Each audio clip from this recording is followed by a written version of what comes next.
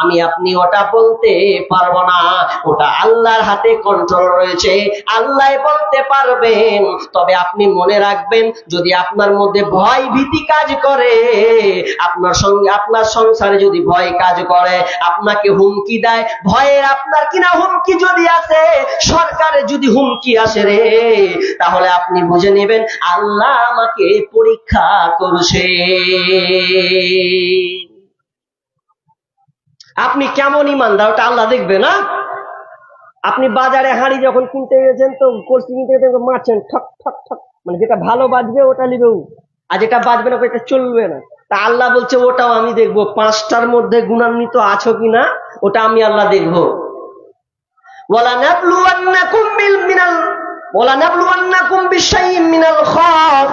খৌফ মানে ভয়। আল্লাহ বলছেন আমি তোমাকে ভয় দিয়ে পরীক্ষা করব, সেটা আপনার রাজনৈতিক হোক, যে কোনো কারণ হোক না কেন, আমি আল্লাহ তোমাকে পরীক্ষা করব রে। পৃথিবী আপনার কিনা ভারত সরকার তোমাকে যে আপনার এনআরসি দিয়ে হোক আর কোনো কিছু দিয়ে হোক তোমাকে মানে ভয় হুমকি দেখাচ্ছে, এ দলিল না হলে তুমি ভারতে টিকতে পাবে না, তোমাকে তোমার বাংলাদেশ যেতে হবে না, পাকিস্তান উঠতে হবে, এগুলো তোমাকে ভয় দেখায়। এটা ভয় শুধু মোদী সরকার ভারতবর্ষে নয়, আবু জেহেল পর্যন্ত নবীকে এনআরসির ভয় দেখিয়েছিলেন। এনআরসি বলা হয় আপনার কিনা ওই দেশ থেকে বিতাড়িত করা দলিল প্রমাণ আছে কিনা, এটা সে নির্বাচন করে প্রমাণ বের করে আপনাকে ওখান থেকে বের করবে। তাহলে কাফের আপনার কিনা যদি আবু জেহেল যে এনআরসি করেছে, ঠিক তেমনি ভাবে আজকের উপরে আমাদের এনআরসি চালু হয়েছে, এটা কোনো ভয়ভীতির কারণ নাই। আপনি আল্লাহর কাছে উপরে পড়ে যান, সলাতের মধ্যে আপনি ঢুকে যান, দেখেন আপনি কামিয়াবির পথে থাকবেন। 1 নাম্বার ভয়। নাম্বার 2 মানে অভাব বা ক্ষুধা বলা হয়। আল্লাহ আপনাকে অভাব দিয়ে পরীক্ষা করবে।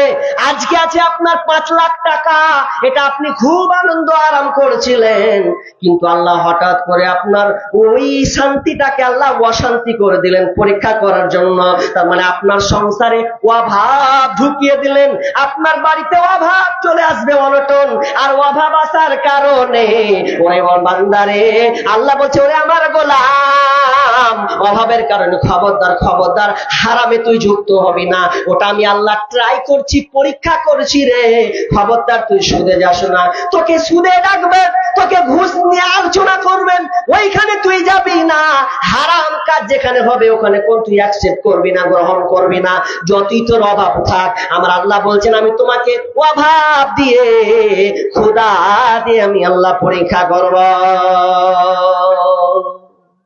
হাই হুতাশ করলে হবে না, ওটা আল্লাহ পরীক্ষা করছেন। কিন্তু আমরা কত হতভাগাজি, এখনকার বাড়িতে দেখবেন 100টাতে 99টাই যদি আল্লাহ 5% যদি আল্লাহ বাঁচিয়ে রেখেছেন তবে রেখেছেন, নাহলে প্রত্যেকটা মানুষ সুদের সাথে জড়িত। বেশিরভাগ কাকে বাদ দিন, সুদের সাথে জড়িত। কেন? সুদ না হলে আপনার জীবন চলবে, বলছেন না বেটার দিয়ে দিব কি করে, বাড়ি করতে পারি না। তো আপনি ধৈর্য রাখুন, আপনাকে কয়েকটা ধৈর্যের বিশ্বনবীর কথা হাদিস শোনাবো, দুটা ওটা লাস্টে বলবো যদি সময় পাই, তাহলে আপনার বুক ফুলে উঠবে। তাহলে এইরকম যদি হয় তো আমার সুদের প্রয়োজনই নাই, ওকে লাথি দিয়ে ফেলে দেবো। কিন্তু সুদ মানুষ ছাড়ছে না। সুদ নিয়ে আমরা জীবন যাপন করছি, আর সুদ নিয়ে যখন জীবন যাপন করছি তো আপনি শান্তিও পাবেন না, এটা আপনি মনে রাখবেন। বলেন একটা লোক যে সুদ নিয়ে আপনি শান্তিতে আছেন? যত লোকের সঙ্গে সাক্ষাৎ করেছি, যত চাচা হোক আর যত যে আত্মীয় হোক, বসেছে গল্প করেছে, সুদ নিয়ে কেমন করছে, শান্তি পাই না, কখন যে মিটাবো। আর সুদের লেগে যে ধার দেয় ও বিপদে পড়ছে, যে আমার ধারটি মিটাবে কখন। তো বলছে হ্যাঁ রে ভাতিজা, হ্যাঁ হে চাচা, সুদটা মিটাতে পারি না, চেহিস না। মানে ইউরোপ বেকায়দায় পড়েছে, মানে টাকা ধার দিয়ে পাওয়া যায় না, কারণ সে সুদ জায়গা জায়গা লোন। আর মেয়েদের কথা তো ছেড়েই দেন, ওরা আবার ওদের আবার সিস্টেম হচ্ছে বন্ধন লোন। আপনার এদিকে আছে বন্ধন লোন? মুর্শিদাবাদে বন্ধন লোনের কারবার বেশি, এত বেশি যে ঘরে ঘরে বন্ধন লোন নিচ্ছে। তো লিডার করছে কি, 8টা 9টার মধ্যে একটা সুন্দরী মেয়েকে লিডার করছে, যে লিডার বলছে ওকে বুবু তুই খালি ধরবি আর জড়ো করবি। তখন ও বুঝায় ভালো করে, তখন বলছে হাগে তোর স্বামী এরকম লেলা হুলা পারে না, মাতাল, তুই আর ওর সামনে কি পড়বি, একটা লোন নিয়ে জীবন চলা সংসার। তো ঠিকই কয়েছিস গে বুবু। তখন ও হাঁটলো, বলছে আধার কার্ডটা জুনহার কার্ড নিয়ে হাঁটলো, এটা বলছে 5,000 দাও, সংসার চালাই। আচ্ছা কি করে শান্তি হবে? অথচ না, খবরদার যতই আপনি বিপদে পড়েন, কিন্তু মা বোনদেরকে দেখা যায় ওরা আল্লাহকে ভুলে গিয়ে তারা বন্ধন লন। আর বন্ধন লনটা এমনই জিনিস, কোন ছেলেদেরকে দেওয়া হবে না, মেয়েদেরকে দেওয়া হয় বউ বন্ধক লন। ওটা বন্ধন লোন নয়, ওটা হচ্ছে বউ বন্ধক লোন। বউকে বন্ধক দিয়ে দিলেন, ওটা যে বিবি যা তোকে বন্ধক করে দিলাম। বর্তমান যুগের হাওয়া চলছে উল্টো দিকে, বলতে গেলে মনে বাজে বলবো কোন দিকে থেকে। বর্তমান যুগের হাওয়া চলছে উল্টো দিকে, বলতে গেলে মনে বাজে বলবো কোন দিকে থেকে। স্ত্রী স্বামীকে বলে, স্ত্রী স্বামীকে বলে ও গো সোহেল খান্না, আমি গেলাম লোনের কিস্তি দিতে, তুমি করো রান্না।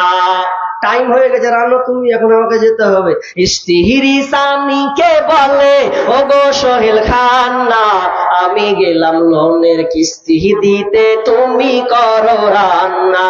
কিস্তি থেকে এসে জানো, কিস্তি থেকে এসে জানো না থাকি ভকে, বর্তমান যুগের হাওয়া চলছে উল্টো দিকে, বলতে গেলে মনে বাজে বলবো কোন দিকে থেকে। বর্তমান যুগের হাওয়া চলছে উল্টো দিকে, বলতে গেলে মনে বাজে বলবো কোন দিকে থেকে।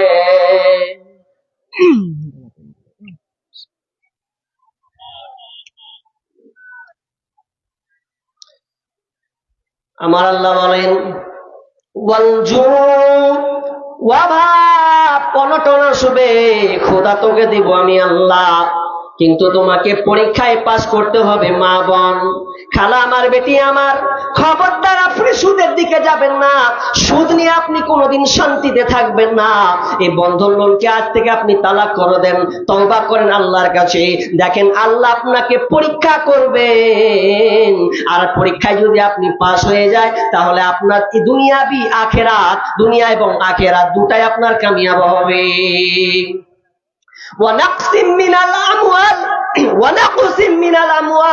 তিন নম্বরে আল্লাহ সুবহানাহু ওয়া তাআলা বলছেন, আমি তোমার মাল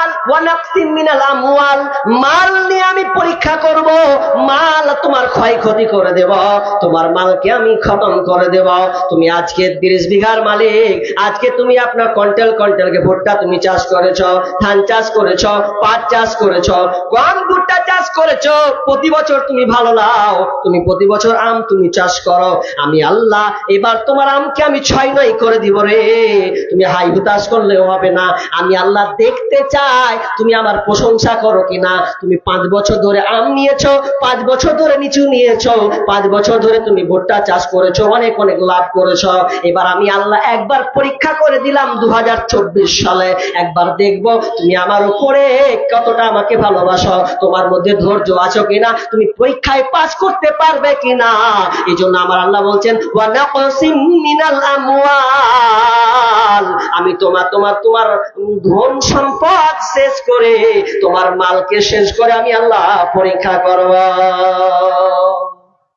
একটা লোক সমুদ্রে যাচ্ছে, জাহাজে চড়েছে, তো সমুদ্রে চেপেছে, তো কোন করমে কুয়াশাতে এবার আপনার কিনা ধাক্কা লেগেছে দ্বীপে, ধাক্কা লেগে জাহাজ পুরো পাল্টি খেয়ে নিয়েছে।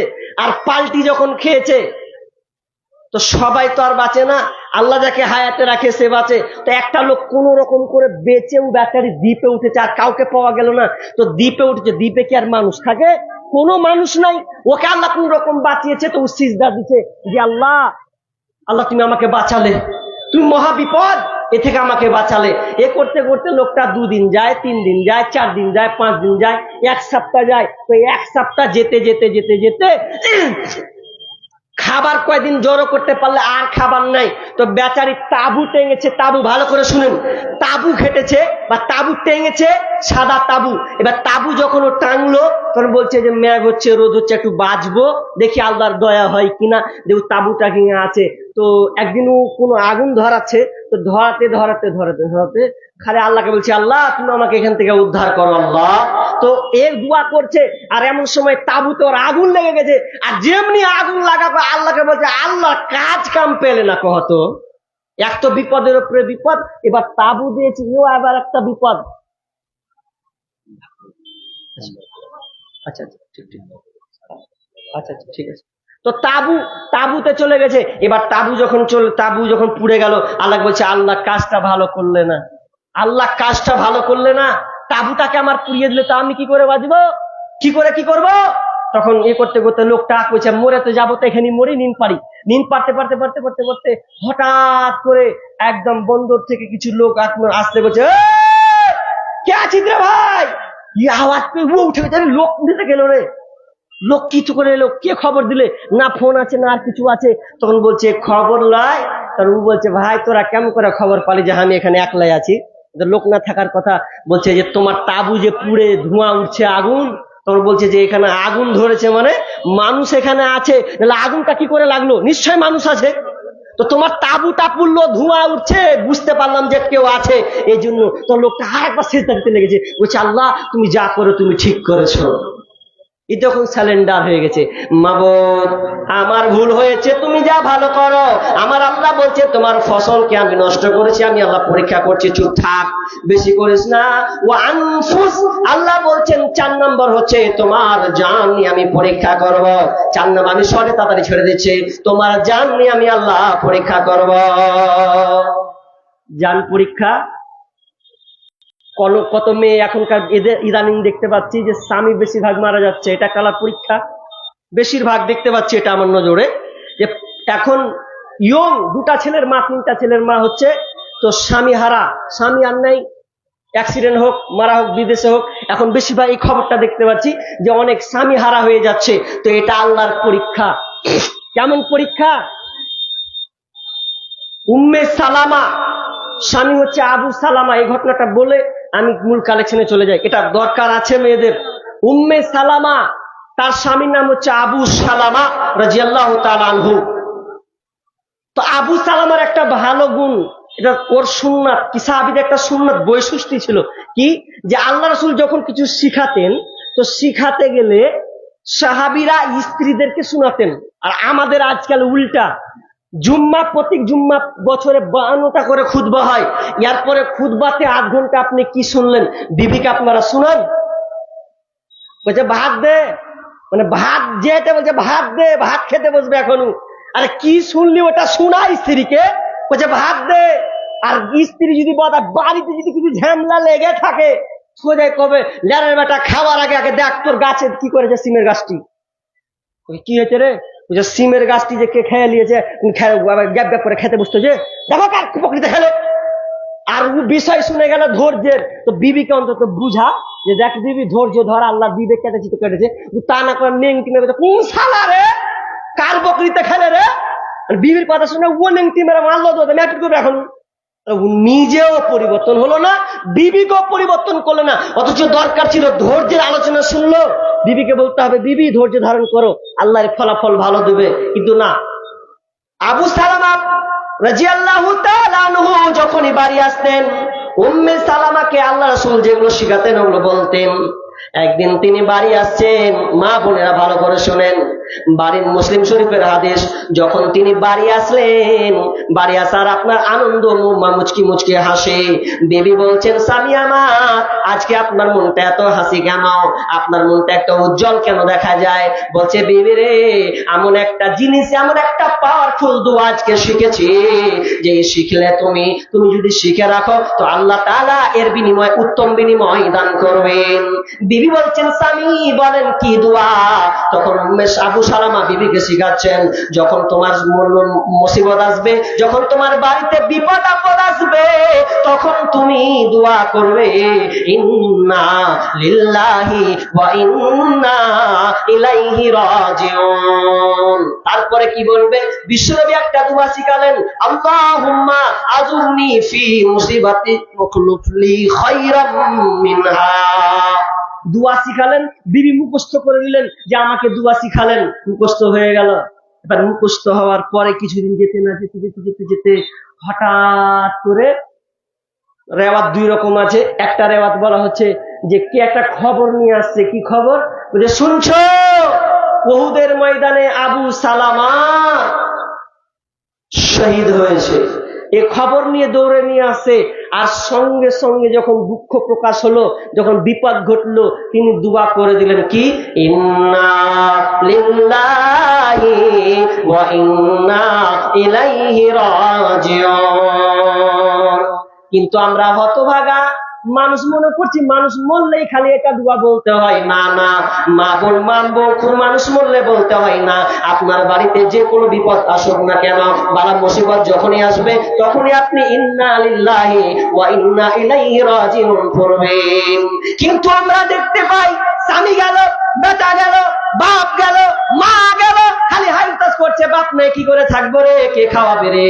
আর এমন করে আমরা কান্না করি, গেছি রে মরে গেল রে, আর বাঁচতে পারবো না। এমন এমন মানুষ আছে, এমন মেয়ে আছে, আপনার গীতের মতন করে কান্না করে, তুই কুঁড়ে গেলি রে বাপুরে, কেমন করে থাকবো রে বাপুরে। এভাবে মিলিয়ে মিলিয়ে কাঁদছো কেন? কি দরকার তোমার এভাবে কাঁদা? আমি কাঁদতে নিষেধ করি, কাঁদছো তো মাতম করে কাঁদা, ছিঁড়াছিঁড়ি করে কাঁদা। বিষ্ণু বলছেন যে কাফেরদের দুটা বৈশিষ্ট্য আছে, কাফেরদের নেচারই আছে। একটা নেচার হলো যে অন্যের বংশকে খোঁটা দেওয়া, এটা হচ্ছে কাফেরদের বৈশিষ্ট্য। নাম্বার 2, কাফেরদের বৈশিষ্ট্য হচ্ছে যে যখন কেউ ওদের আত্মীয় মারা গেল, তখন ওরা মতম করে কানবে, ছিঁড়ে ছিঁড়ে কানবে, মুছবে, এক অপরকে এই করবে। তো এইভাবে হয়তো এটা কাফেরদের বৈশিষ্ট্য। এইভাবে আপনারা কাঁদিয়েন না। কাঁদবেন, চোখ দিয়ে পানি বের হবে, আপনি কাঁদবেন, আফসোস লাগে, কিন্তু কি বলবো, মা বোন খবরদার এভাবে কাঁদবেন না। আবু উম্মে সালামা দোয়া করলেন আর মনে মনে বলছেন, আমার সংসার তো ভালোই যাচ্ছিল, আমি তো শান্তিতে কাটাচ্ছিলাম, কিন্তু হঠাৎ করে কি বিপদ এসে গেল। আর মনে মনে বলছে, আমার স্বামীর চাইতে আর কে ভালো স্বামী আছে? আবু সালামার চাইতে আর কোনটা ভালো স্বামী আছে? আমার নজরে তো নাই। তিনি মনে মনে একটা আশঙ্কা করছেন, তিনি মনে মনে ভাবছেন যে এর চাইতে আবার কে ভালো আছে। কিন্তু নবী শিখিয়েছেন দোয়ার উপরে অটল থেকে তিনি দোয়া করছেন। এমন সময় লম্বা ঘটনা আছে, দুটা রেওয়াত কোন সাহাবীর মাধ্যমে, আবার কোন রেওয়াতে আছে বিশ্বনবী নিজে এসে মা উম্মে সালামাকে আপনার কিনা বিয়ের প্রস্তাব দিচ্ছেন। উম্মে সালামা বলছে, আমি তো ভাবতে পারিনি যে আমার স্বামীর চাইতে আল্লাহর রাসূল তো আরো দামি একজন নবী, তাহলে তো এটা তো আরো খুশির খবর। তিনি সেটাকে অ্যাকসেপ্ট করেছিলেন।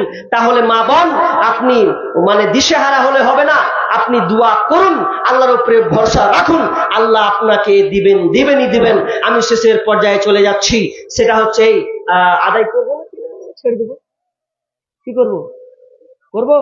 বক্তায় চলে আসবে, হ্যাঁ, তা আদায় তো করলে একটু আটকে দিতে হতো। তো আদায় আমাকে কিছু করা দরকার আছে, আদায় করতে হবে, যেহেতু এটা মসজিদের জালসা। আর মসজিদের জালসাতে যদি আপনারা ন্যায় দিবেন, তা আর কে দিবে? তাহলে আপনাদেরকে দিতে হবে। তো আমি বলবো মা বোনদের কাছে, যেহেতু মা বোনদেরকে আমি সবচেয়ে বেশি ভালোবাসি, আর ওরা আমার বক্তব্যে বেশি ভক্ত, ওরা আর ভক্ত, তা আমি এর ভক্ত ফলাফলও পাই, ফলাফল আমি পাই না, পাওয়া নাই। তো কি মা বোনদের কাছে আমি আজকে দেখতে চাই, মসজিদের জালসা যেহেতু, আপনারা দান দিয়ে উজাড় করে দেন, আপনাদের জান দিয়ে মাল দিয়ে আজকের এই মসজিদে আপনাদেরকে কিছু আপনাদের শ্রম থেকে এই আল্লাহ রাস্তায় আপনাদেরকে দিতে হবে। ধৈর্য আছে, কষ্ট আছে, এরপরও আপনি আল্লাহকে দেন। দেখেন আপনার বিপদ আপদ কাটবে। আপনার বিপদ আছে, এই বিপদটা আপনি পৃথিবীর কাউকে বলবেন না, কাউকে বলার প্রয়োজন নাই, আপনি আল্লাহকে শেয়ার করুন, আল্লাহকে বলুন। যেমন একজন নবীর যুগের জামানায় একজন মহিলা বলেছিলেন, ইয়া রাসূলুল্লাহ, আমার মৃগী রোগ হয়েছে, তো আপনি দোয়া করে দেন না মৃগী রোগটা যেন ভালো হয়ে যায়। বিষ্ণু বললেন, এই মহিলা শোনো, তুমি এতে যদি সন্তুষ্ট হও, এতে ধৈর্য ধারণ করো, এতে যদি ধৈর্য ধারণ করতে পারো, তাহলে তুমি জান্নাতি, তাহলে তুমি জান্নাতি, তাহলে তুমি জান্নাতি।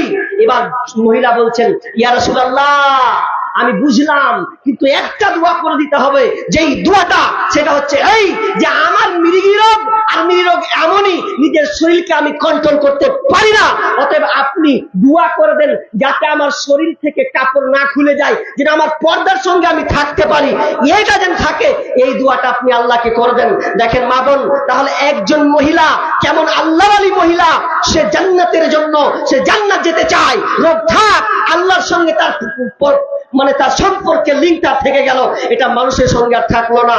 বোন, সেই রকমই আপনার বাড়িতে বিপদ আপদ আছে, স্বামী নাই, সন্তান গেছে, রোগ আছে, এগুলো আপনি প্রথমে আগে আল্লাহকে শেয়ার করুন, আল্লাহকে বলুন, আল্লাহ আমি আজকে বিপদগ্রস্ত, তুমি জানো, তুমি একমাত্র মালিক, তুমি আমাকে পরীক্ষা করছো, তুমি আমি জানি, আল্লাহ আমি তোমাকে এই মসজিদের জন্য কিছু দিব, এর বিনিময়ে ধৈর্য ধারণ করে আল্লাহ তুমি আমাকে এর ফলাফল দাও।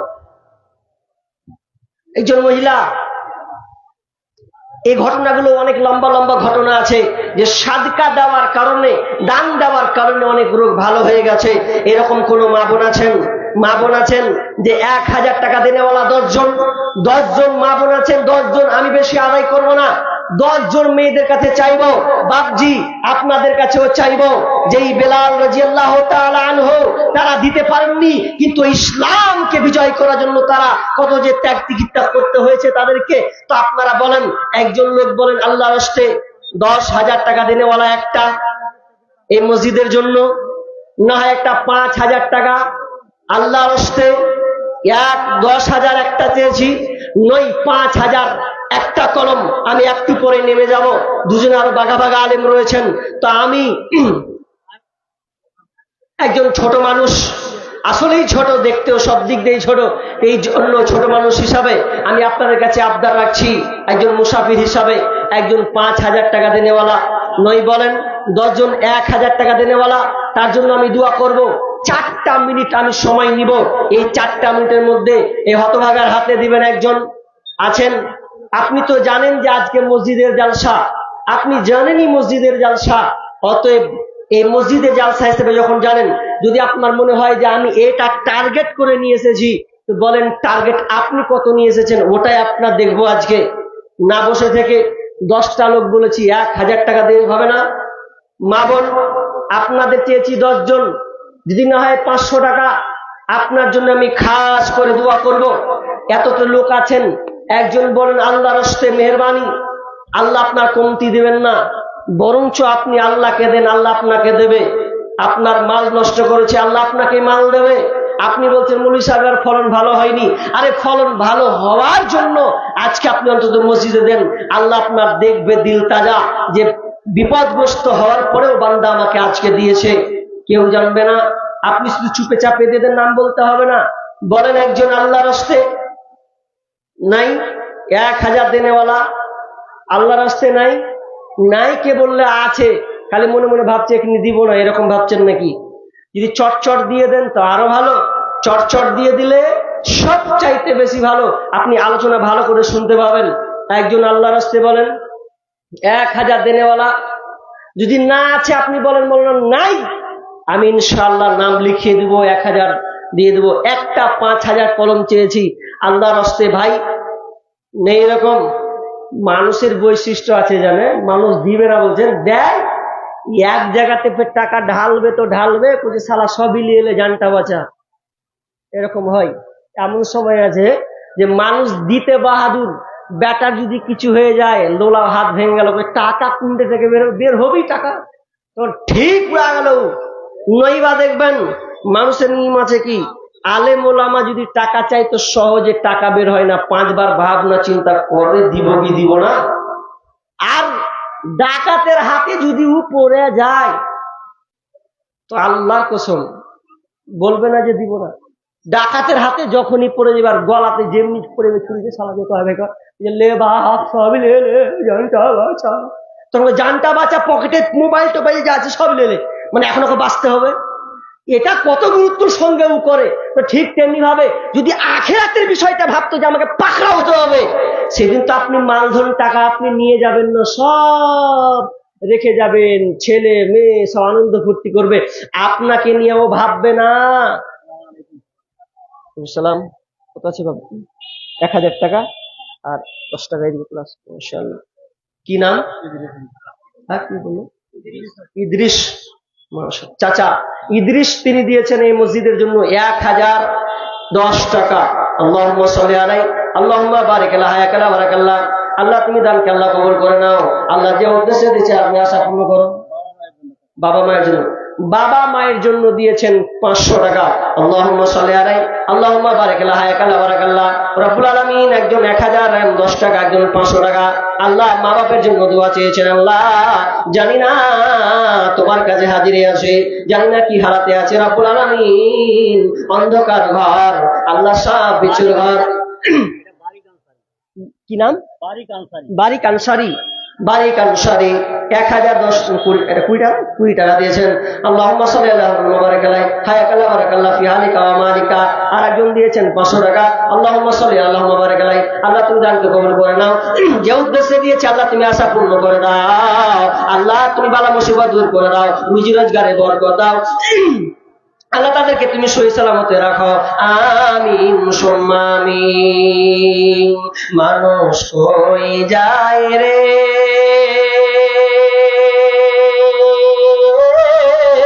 দুনিয়া ছাড়িয়া, মসজিদের ওই পালকি আইনা দোলা দেই সাজায়া তারে জনমের লাগিয়া। মসজিদের ওই পালকি আইনা দোলা দেই সাজায়া তারে জনমের লাগিয়া। লাশ হয়ে যাবেন আপনি যখন মারা যাবেন, মা কাঁদবে, ভাই কাঁদবে, বন্ধু কাঁদবে, বাপ কাঁদবে, আত্মীয় স্বজন কাঁদবে, কেঁদে তারা আপনাকে বিদায় দিয়ে দেবে। এই জন্য আমি অনেক সময় কথাটা বলে, যখন আপনি মরে যাবেন, মালধন টাকা পয়সা আপনার হাতে যদি ঘড়ি থাকেন, এই ঘড়িটা আপনার হাত থেকে কেড়ে নেওয়া হবে। দামি মোবাইল আপনার পকেটে থাকবে, ওই মোবাইলটা আপনার পকেট থেকে বের করে নেওয়া হবে। বাবা মায়ের জন্য আরেকজন দিয়েছেন 500 টাকা। আল্লাহুম্মা সাল্লি আল্লাহুম্মা বারিক আলাইহি। আল্লাহ তুমি দানকে কবুল করে নাও। যে উদ্দেশ্যে দিয়েছে আল্লাহ তুমি আশা পূর্ণ করে দাও। আমিন সুম্মা আমিন। বাবা মায়ের জন্য, বাবা মায়ের জন্য আরেকজন দিয়েছেন 500 টাকা। আল্লাহুম্মা সাল্লি আলা আল্লাহুম্মা বারিক আলাইহি। আল্লাহ তুমি দানকে আল্লাহ তুমি কবুল করে নাও। আল্লাহ বাপ মা জানি না কি হালাতে আসে, যে আমি একটা কথাটা বলছিলাম, আপনি যখন মরে যাবেন তখন আপনার মালামাল টাকা পয়সা ধন সম্পদ খাবে লোকে। আপনি মরে যান, টাকা পয়সা যা আছে সব খাবে লোকে। আর যখন আপনি মরে কবরে চলে যাবেন তখন আপনার দেহটা খাবে পোকাতে। দুনিয়াতে আপনি মালধন টাকা পয়সা রাখলেন, এগুলো ওয়ারিসের মাল, এগুলো খাবে লোকে। আর যখন আপনি কবরে চলে যাবেন তখন আপনার লাশটা খাবে পোকাতে। আপনার কেঁদে কোনো লাভ হবে না। দুনিয়ার আপনার কেউ নয়, আপনি এসেছেন একা, যাবেন একা। আপনি যখন মারা যাবেন কেউ আপনাকে রাখবে না। নাকে আপনার কিনা রুমাল দিবে, যদি গন্ধ ছুটে রুমাল দিয়ে আপনাকে কবরে তাড়াতাড়ি রেখে আসবে, এক বিন্দু তারা লেট করবে না। অতএব কবর কিনে একটু ভয় করুন। দুনিয়ার মালামাল এটা আল্লাহ পরীক্ষা করেছেন, এটা আল্লাহ পরীক্ষার জন্য দিয়েছেন। আসলে ধন সম্পদ, গাড়ি বাড়ি, টাকা পয়সা এগুলো কিন্তু আমাদের নয়, এগুলো হচ্ছে ওয়ারিসের মাল। বলেন ভাই, মা বোন আপনারা নেন। আচ্ছা, সিমেন্ট গুলো যদি লাখান তাও তো হয়, সিমেন্ট গুলো যদি 20 বস্তা হয়। দেখেন, ছেলে মেয়েদের জন্য করেন, আপত্তি নাই, তবে ছেলে মেয়ে যদি আপনার কাজে লাগলে ভালো, যদি কাজে না লাগে তাহলে আপনার গেল। কাজে লাগলে ভালো, নাহলে আপনি গেলেন। সিমেন্ট গুলো লেখাতে পারেন, এখানে লিখছে যদি এই লোকের মধ্যে যদি আপনারা 20 জন সিমেন্ট গুলো দিতেন, 20 জন আল্লাহর হস্তে। মা বোন আপনাদের সুন্নাতি দানগুলো যদি থাকে, নিয়াত করেছেন হয়তো অনেকে, এরকম মা বোন আছেন যে একটা হাতের আংটি আজকে আপনি খুলে দেবেন আল্লাহর জন্য, মসজিদের জন্য, মসজিদকে নির্মাণ আবাদ করার জন্য। কোন মা বোন আছেন যে একটা আংটি খুলবেন, স্বামীর জন্য খুলবেন? আর একজন ভাই, হ্যাঁ 2 ব্যাগ সিমেন্ট, লিখেন তো, ওই আল্লাহ লিখেন নামটা। এখানে একজন বাবজি 2 ব্যাগ সিমেন্ট এবং 100 টাকা নগদ। আর একজন আব্বার জন্য 200 টাকা দিয়েছেন। আল্লাহুম্মা সাল্লি আলাই, আল্লাহুম্মা বারিক আলা হায়াকাল্লাহ বারাকাল্লাহ। আসলে বাপ মা অমূল্য ধন। বাপ মা, হ্যাঁ বলুন। একটা বাইক পাওয়া যাচ্ছে না গো, একটি বাইক মোটরসাইকেল পাওয়া যাচ্ছে না। ভুলবশত যদি কেউ নিয়ে যেয়ে থাকে, তাহলে মোটরসাইকেল স্ট্যান্ড যেখানে আছে আর কি, সেখানে একটু দয়া করে নিয়ে চলে রেখে দিবেন। মোটরসাইকেল স্ট্যান্ডে বাইকটা রেখে দিবেন। তো যাই হোক, এখন 4 মিনিট চেয়েছিলাম, মনে হয় 4 মিনিট হয়ে গেল। হ্যাঁ,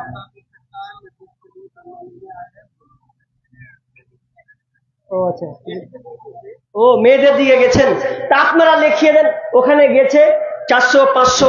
আর যদি আংটি খুলেন তো সরাসরি দিয়ে পাঠাবেন। আংটি কিংবা মালা কিংবা হাতের বালা যদি থাকে, ইনশাআল্লাহ অন্তত আমার হাতে দিবেন। ইনশাআল্লাহ আমি আপনাদের জন্য হতভাগা, আমি দোয়া করব। আর 1000 টাকা কি না, কি হায়দার আনসারি, মাশাআল্লাহ, আমার নাম দিয়ে গো, মাশাআল্লাহ, হায়দার আনসারি 1000 টাকা দিয়েছেন। আল্লাহুম্মা সাল্লি আলাইহি, আল্লাহুম্মা বারিক আলা হায়াকাল্লাহ বারাকাল্লাহ।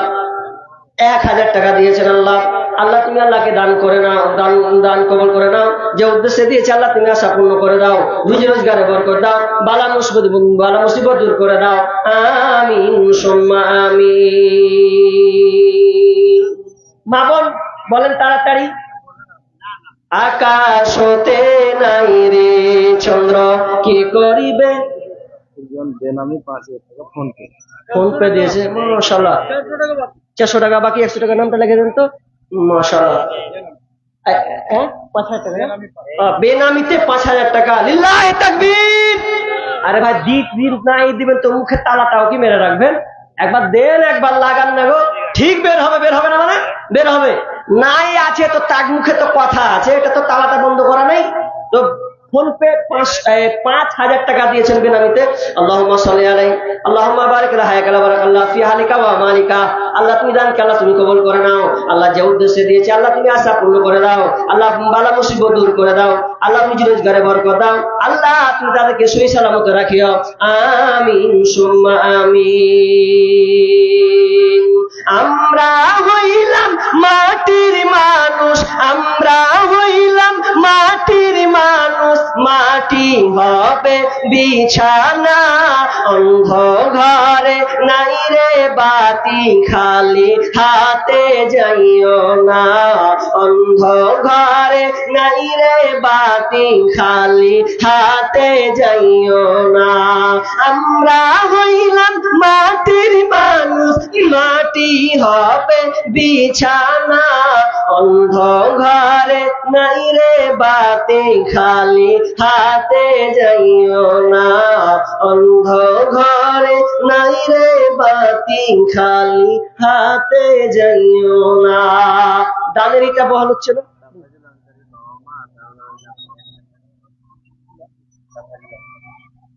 তাফাজুল আনসারি বাবা মায়ের জন্য 1000 টাকা। তো 1000 টাকা আর 1 বড় সিমেন্ট, তাই তো? ভুট্টা কটি 1 মন, খুবই কম যে 40 কেজি না, খুব কম না। এই যে কমই তো। আমি সেদিনকার ওই যে না কুন্ডে এগুলাতে দেখুন, বাপরে এরকম পালা লাগা গো ভুট্টা, এরকম উঁচা উঁচা। 40 কেজি তো ভরবে না বেশি, তো দিতে গেলে 1 কুইন্টাল দিতে হবে, তাইলে তো মানাবে একটা দান। আর আল্লাহ দিছেও, দেখতে পাচ্ছি ভুট্টা চাষকে চাষ, ধান চাষ হচ্ছে তো নাই। 1 কুইন্টাল করে দিত, কই 1 মন দিয়ে 1 কুইন্টাল করে দেখ না, আল্লাহ রাস্তায় আল্লাহ দিবে। হ্যাঁ বলেন তো, আবদারটা বলেন তো, 1 কুইন্টাল হোক না আল্লাহ রাস্তায়, 1 কুইন্টাল হোক আল্লাহ রাস্তায়। দেখেন তাড়াতাড়ি দেন, আমি আচ্ছা ছেড়ে দিই, কারণ বক্তা বসে আছে, তাহলে উনার হাতে আপনারা দিবেন। আমি চাইছিলাম চারবো, তো কিছু করার নেই, আর হলে একটু সময় লাগবে তো। যাই হোক, আরেকজন দিচ্ছে 200 টাকা। আল্লাহুম্মা সাল্লি আলাইহি, 1 কুইন্টাল। লিল্লাহি তাকবীর। এতই হলে হয় গো মন মারা। মানে বিবির কথা শুনেছেন নাকি, যে মৌলবি যত কবে কোগা তোমরা লক্ষ্য করে থাকবে, একটা করে সব বিবির হাতে চলছে, সব মুখ খুলেন না গো। দেখেন চাইলাম, আপনারা তো খুশি হওয়ার কথা যে 1 মন এখন 1 কুইন্টাল, আর গোটায় কত হলো, ওটা 60 কিলো মনে হয় বেশি দিল। এটা কম সম বিষয়, এটা ভাবার বিষয় গো। তো যাই হোক দিয়েছেন, আল্লাহুম্মা সাল্লি আলাই, আল্লাহুম্মা বারিক আলা হায়াক আলা বারাকাল্লাহ। আল্লাহ তুমি ধানকে আল্লাহ তুমি কবুল করে নাও, আল্লাহ তুমি তার রুজিগারে বরকত দাও, আল্লাহ তুমি ধানকে তার তুমি বরকত দাও। বেনামিতে দিয়েছেন 110 টাকা। আল্লাহুম্মা সাল্লি আলা বারাক আলাই হায়াক আলা বারাকাল্লাহ। আমিন সুম্মা আমিন। যাই হোক দানের বহাল আছে না, আলোচক বসে আছেন, ইনার হাতে দেন, তিনি আলোচনা করবেন, তিনি বসে আছে অনেকক্ষণ থেকে। তো যাই হোক আমি এখান থেকে বিদায় নিচ্ছি। তো বিষয়টা ছিল সবর, সবর, ধৈর্য ধারণ করুন। একটা হাদিস পড়ছিলাম যে লাইসা শাদীদু বিসসুরআ ইন্নামা শাদীদুল্লাযী ইয়ামলিকু নাফসাহু ইনদাল গদাব। বলছে বাহাদুর সেই ব্যক্তি নয়, শক্তিশালী ওই ব্যক্তি নয় যে লোকটা একবারে ফুঁসতিয়ে। অনেক আছে যে বাহাদুরি শক্তিশালী, কেউ যদি একটা শক্তিশালী লোকের পায়ে যদি খচাম করে ঘুচা মেরে দেন, সারা তোর মুখ ভেঙে দেবো, তোর এখনই পাওয়ার। তো এটা বেশি শক্তিশালী বাহাদুর? বাহাদুরকে শক্তিশালী ওই ব্যক্তি, বিষ্ণু বলছেন, যে নিজেকে রাগ কন্ট্রোল করতে পারলো। মানে আপনার মারার ক্ষমতা আছে, তাহলে হামে আপনি উড়িয়ে দেবো, কিন্তু আপনি সহ্য করলেন। ওই সবচাইতে শক্তিশালী ওই ব্যক্তি, বাহাদুর ওই ব্যক্তি যে নিজেকে কন্ট্রোল করতে পারলো, রাগকে দমন করলো, নিয়ন্ত্রণ করলো, সহজ করে নিল না, যাক আমি ওকে মারবো না, ছেড়ে দিলাম। এ হচ্ছে সবচেয়ে শক্তিশালী। তাহলে শক্তিশালী কে? যে মারতে পারে ও না। শক্তিশালী কে? হাদিসের ভাষায় যে নিজেকে রাগকে কন্ট্রোল করতে পারে। আসলে সব জিনিসে রাগ থাকলেই ছাড়খার। রাগ কন্ট্রোল করুন, আপনি শান্তিতে ঘুমাবেন। 2 ফাইট মেরে আপনি শান্তিতে ঘুমাতে পারবেন না, বরং আপনি 1 ফাইট খেয়ে আপনি শান্তিতে ঘুমাতে পারবেন। সারা টেনশনে পড়বে, ভুগবে। তো যাই হোক আরেকজন দিয়েছেন 100 টাকা। আল্লাহুম্মা সাল্লি আলাই, আল্লাহুম্মা বারিক আলা হায়াক আলা বারাকাল্লাহ। আল্লাহ তাআলাকে কবুল করে নাও। এখান থেকে আমি আলোচনা শেষ করছি। ওয়া মা আলাইনা ইল্লাল বালাগ। আসসালামু আলাইকুম ওয়া রাহমাতুল্লাহি ওয়া বারাকাতুহু।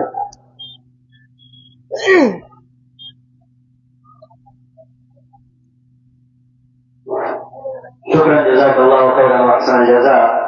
ये थे जनाब मौलाना हैदर अली साहब हफ़िज़हुल्लाह, जो आपके सामने सब्र के ताल्लुक से कुरान और हदीस की रोशनी में मुदल्लल गुफ्तगू कर रहे थे। अब मैं बिला किसी ताख़ीर के जो सदर मजलिस हैं फज़ीलत शेख अबुल कासिम अशरफी हफ़िज़हुल्लाह, मैं शेख मोहतरम से गुजारिश करूंगा कि मुख्तसर वक्त में कुछ नसीहाना कलिमात हम सामईन के सामने रखें।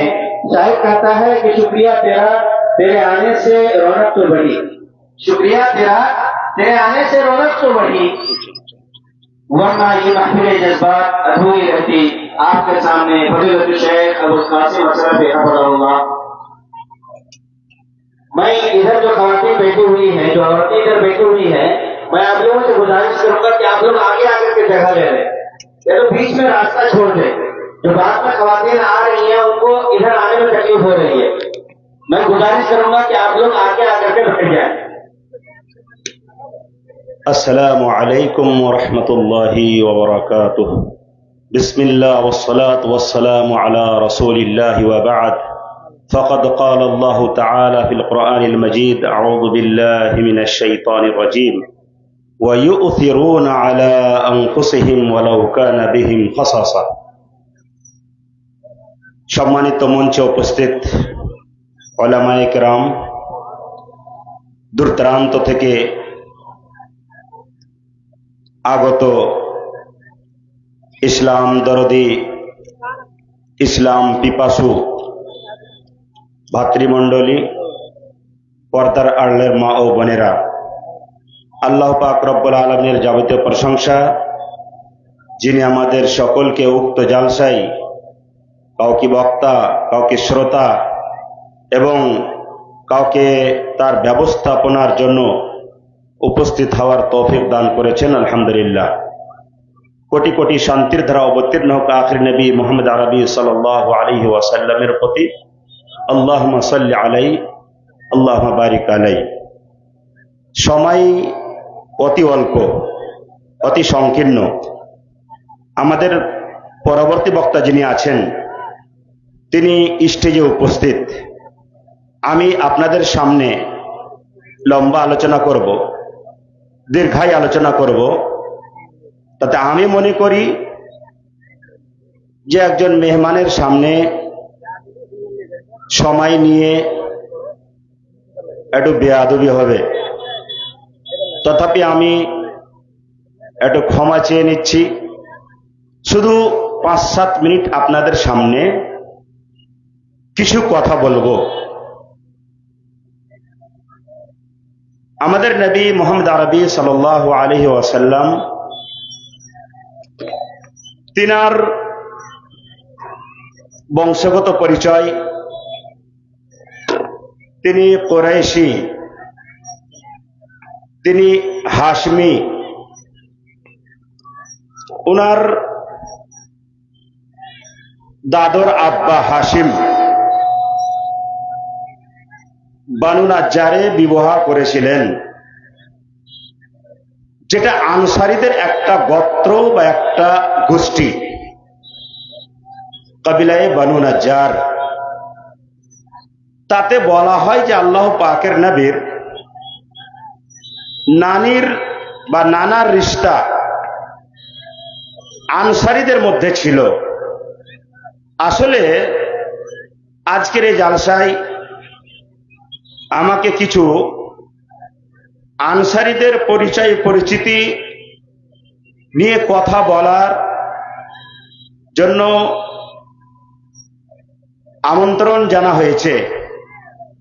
তাই সংক্ষিপ্ত আকারে বলছি, আল্লাহ পাকের নবীর নানা গোষ্ঠী দেখতে গেলে উপরে গিয়ে সেটা হচ্ছে কাবিলায় বানু আনসার, আনসার গোত্রের একটি ছোট্ট অংশ, যেটাকে আমরা বানু নাজ্জার নামে জানি। সেই বানু নাজ্জারে একটি মহিলা ছিল, তার নাম সালমা। তার একটি বাচ্চা হয়েছিল, ইতিহাস লম্বা আছে। আসলে বাচ্চাটা নবীর দাদর বাবা হাশিম থেকে হয়েছিল, যার নাম ছিল শাইবা। আর সেই শাইবা হচ্ছেন আব্দুল মুত্তালিব, যেটা আল্লাহ পাকের নবীর দাদু, পরবর্তীতে তার নাম। এবারে আল্লাহ পাকের নবী নবুয়ত পেলেন, নবী হলেন, মক্কাতে দাওয়াত তাবলীগের কাজ আরম্ভ করেছিলেন। তাতে মক্কার লোক আল্লাহ পাকের নবীর দাওয়াতে প্রথমত সাড়া দেয়নি, আমরা জানি। তার সাথে সাথে আল্লাহ পাকের নবী পক্ষান্তরে তায়েফ গেলেন, সেখানেও ধিৎকার খেয়ে আসতে হলো, তারা মানেনি। কিছুদিন পর সেই হজ করার জন্য, হজ্জের সিজনে, সেই ইসলামের হজ না, ইসলামে হজ ফরজ হওয়ার আগেই সে কাফের মুশরিক হজ করতে আসতো বা হজ করত।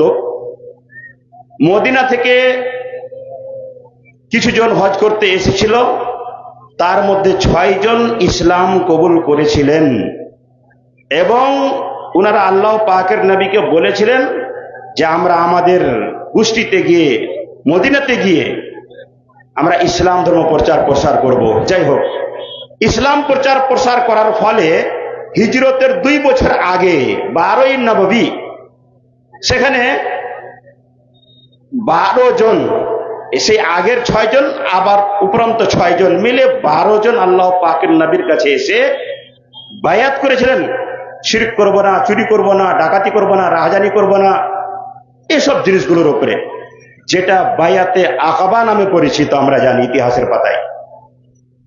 1 বছর পর 13ই নববীতে, হিজরতের আগের বছর, 70 থেকে বেশি সাহাবায়ে কেরাম মদিনা থেকে এসেছিলেন, তিনারা আনসারী। উনারা এসে আল্লাহ পাকের নবীর হাতে বায়াত করেছিলেন যে আমরা সদা সর্বদা আপনাদের সহযোগিতা করব, দুঃখে সুখে সদা সর্বদা থাকব। তো এটা বায়াতে আকাবা সানিয়া, দ্বিতীয়বার বায়াত আল্লাহ পাকের নবীর হাতে সে আনসারীরা মদিনা থেকে এসে করেছিলেন। পরবর্তীতে আল্লাহ পাকের নবী হিজরত করলেন। হিজরত করে গিয়ে প্রথম কাজ, মদিনাতে গিয়ে আল্লাহ পাকের নবী যেটা করেছিলেন, সেটা একটা মসজিদ নির্মাণ। সেটা আবার কাদের জমিতে না, তো আনসারীদের জমিতে। সেই সাহাল আর সোহাইল 2 ইয়াতিম ছেলে, তাতে সাহাল আনসারী, তার জমিতে আল্লাহ পাকের নবী মসজিদ তৈরি করেছিলেন। তাতে বিনিময়ে তাকে কিছু দেওয়া হয়েছিল, উনি কিন্তু বিনিময় নিতে অস্বীকার করেছিলেন যে আমার প্রয়োজন নাই। আল্লাহ পাক নবী দিয়েছিলেন। আমি বলতে চাই যে সেই ইচ্ছা তো প্রকাশ করেছিল যে না আমি দিব। তাহলে মসজিদ নির্মাণ করার জন্য জায়গা মানে নিঃস্বার্থে দিতে চেয়েছিলেন সেই আনসারী সাহাবী। তারপরে নবী সাল্লাল্লাহু আলাইহি ওয়াসাল্লাম কিছু পয়সা দিয়ে মসজিদ নির্মাণ করলেন। দ্বিতীয় হিজরি, মক্কা থেকে মদিনায় গিয়ে 2 বছর পর বদরের যুদ্ধ হয়েছিল। সে বদরের যুদ্ধতে 313 জন শরীক ছিল আমরা জানি। তার মধ্যে মাত্র 60 জন মুহাজির, 240 থেকে 50 জন আনসার ছিলেন। তাহলে আনসারীদের সহযোগিতা কতটা সেটা ভাবতে হবে। যুদ্ধতে গেলেন, আল্লাহ পাকের নবী পরামর্শ করলেন, সবাই পরামর্শ দিল। আল্লাহ পাকের নবী বললেন যে আমার জেনারেল পরামর্শতে হবে না, আনসারীদের কি মত সেটা আমি জানবো। তখন আনসারী সাহাবাগণ বলেছিলেন, লা নাকুলু কামা ক্বালা কওম মূসা ইযহাব আনতা ওয়া রাব্বুকা ফাকাতিলা ইন্না হাহুনা কায়িদুন। যে নবী আমরা সেই রকম নই যে যারা বলেছিল নিজের নবী মূসাকে যে তুমি আর তোমার রব যাও গিয়ে যুদ্ধ করো, আমরা যুদ্ধ যাব না, বসে থাকবো। এরকম আমরা বলবো না। আপনার সামনে থেকে, আপনার পিছনে থেকে, আপনার ডানে থেকে, আপনার বামে থেকে আমরা যুদ্ধ করব। এই ঘোষণা সে আনসারী সাহাবী দিয়েছিল। আচ্ছা, মক্কা থেকে মদিনা হিজরত করে গেলেন, সর্বপ্রকারের সহযোগিতা করেছিল আমরা জানি। কিরকম সহযোগিতা? এমনকি যদি কাউরি 2টো স্ত্রী ছিল, তাতে সে আনসারী ভাইকে এতটা সহযোগিতা করা হয়েছিল যে আপনার যেটা পছন্দ সেটা আপনাকে আমি স্বেচ্ছায় তাকে তালাক দিয়ে দেবো, তারপর ইদ্যতের পর আপনি তাকে বিয়ে করবেন। এরকম নিজের স্ত্রীও দিতে চেয়েছিল। তো মাল, জান ইত্যাদি দিয়ে সহযোগিতা করেছিল। তার মধ্যে একজন সাহাবী যাকে কেন্দ্র করে কোরআন মাজিদে আয়াত অবতীর্ণ হয়েছিল, যে আয়াতটা আপনাদের সামনে তেলাওয়াত করলাম, ওয়ায়ুসিরুনা আলা আনফুসিহিম ওয়ালাউ কানা বিহিম খাসাসা, যে তারা নিজের উপরে অন্যকে প্রাধান্য দেয় তাদের নিজস্ব প্রয়োজন থাকা সত্ত্বেও। এটা আবু তালহা আনসারী।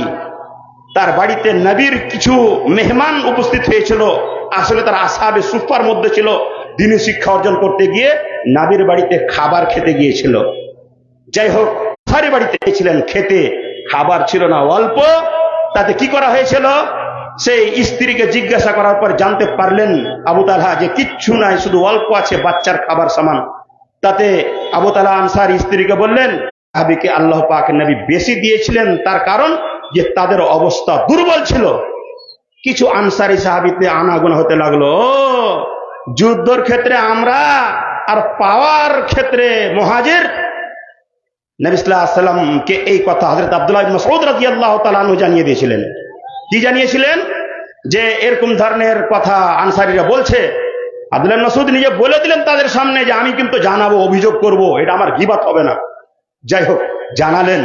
তাতে আল্লাহ পাকের নবী বললেন যে মা হাদিসুন বালাগানি আনকুম, তোমাদের কিরকম কিরকম কথা আমি শুনছি। তো সাহাবা কেরাম, আনসারী সাহাবী বললেন যে আল্লাহর রাসূল, যারা অবুঝ, যারা ছোট, বুঝে না, তারা বলেছে, আপনি তাদের কথাতে কান দিয়েন না। নবী সাল্লাল্লাহু আলাইহি ওয়াসাল্লাম বললেন যে আচ্ছা, মানুষ মালে গানিমা স্বরূপ চতুষ্পদ জন্তুকে নিয়ে যাবে, ভেড়া নিয়ে যাবে, ছাগল নিয়ে যাবে, তারপরে উট নিয়ে যাবে, তারপরে ঘোড়া নিয়ে যাবে।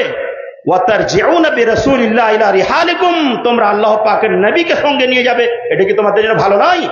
তো বললেন যে হ্যাঁ, তোমরা আমাকে নিয়ে চলো, যারা নিয়ে গেছে মাল তো নিয়ে গেছে। আল্লাহ পাকের নবী এতটা বললেন না, আরো বলেছিলেন আল আনসারু শিআরুন ওয়ান নাসু বিসারুন, যে আনসার হচ্ছে আমার ভিতরের জামা, আর অন্যান্য লোক হচ্ছে কি আমার বাইরের জামা।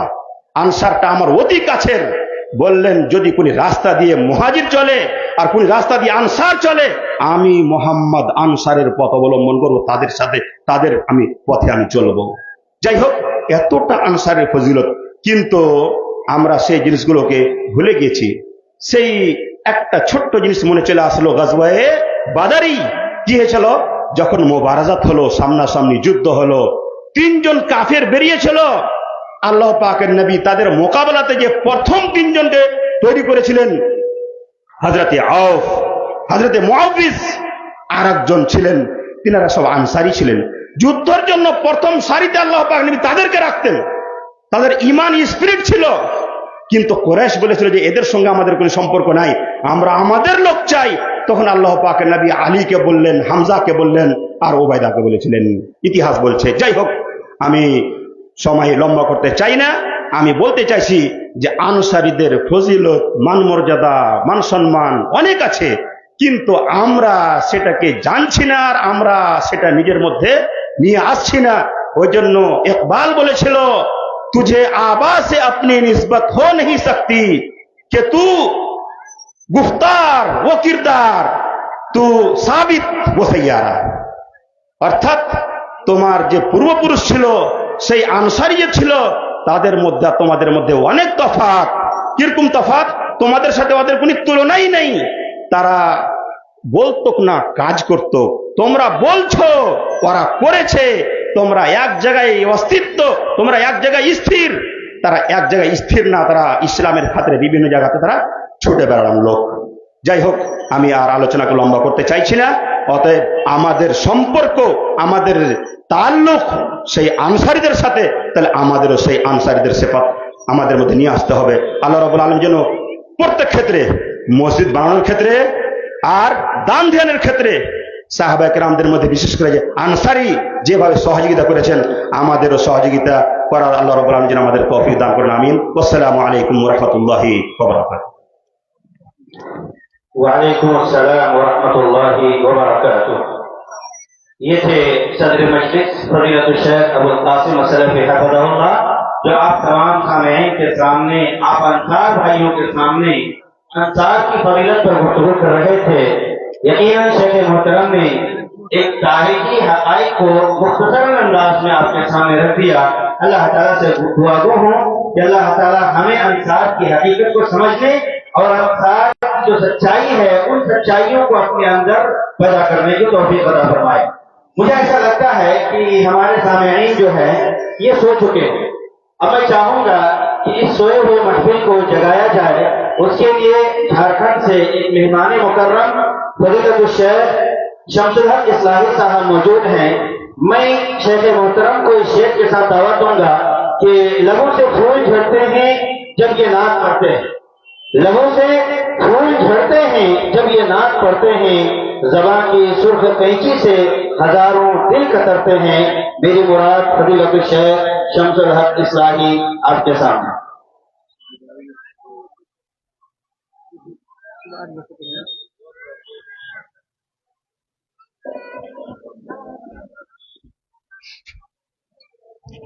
अस्सलामु अलैकुम वरहमतुल्लाहि वबरकातुहू। मोहतरम हाज़रीन, बड़ी ही कीमती वक्त है। मैं सीधे सीधे आप लोगों के समातों के हवाले चंद अशार गुनगुनाने की जसारत रख रहा हूँ। कबल इसके कि कुछ बातें कहूँ, अब आपसे गुजारिश होगी कि जो पीछे बैठे हुए हैं, आगे तो बिल्कुल जगह खाली है हजरात, आगे बिल्कुल खाली है। थोड़ा मजलिस का भी लिहाज रखिए। ये दीनी मजलिस है, इसका कुछ अदब हुआ करता है। मैं समझता हूं कि हमारे मर्द हजरात के पिंडाल बिल्कुल खाली नजर आ रही है माँ बहनों के मुकाबले में। ये तो आजाद है ना, सड़कों में, दुकानों में जाकर के वो गप्पाजियों में मशगूल हैं। दोस्तों, यकीन जानिए, इस लम्हा, इस घड़ी की आपको अल्लाह के यहाँ जवाबदेह होना है। आपको जवाब देना होगा। आप कीमती वक्त ज़ाय करके, नींद को हराम करके किताब और सुन्नत की बातें सुनने आए हैं, और इस तरह की मजलिस बैठ करके, मजलिस लगा करके बिल्कुल ये नहीं लगता है कि आप सुनने के मूड में हैं। बहरहाल नाज़िम जलसा ने चंद अशार गुनगुनाने के लिए हुक्म किए हैं। हुक्म की तामील करते हुए समाअत करेंगे। नाते नबी सल्लल्लाहु अलैहि वसल्लम का पहला बंद है। मोहम्मद मुस्तफा सल्ले अला की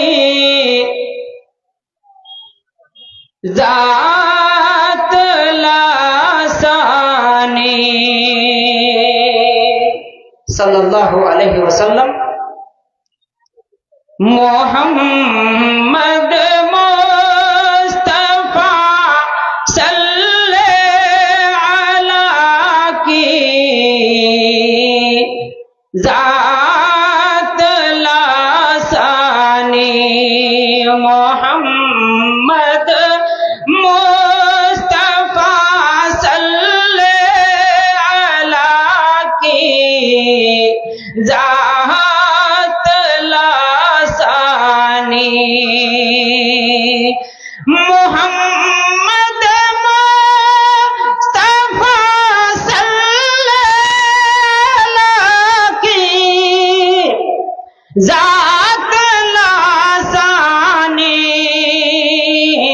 मोहम्मद मुस्तफा सल्ले अला की जात लासानी।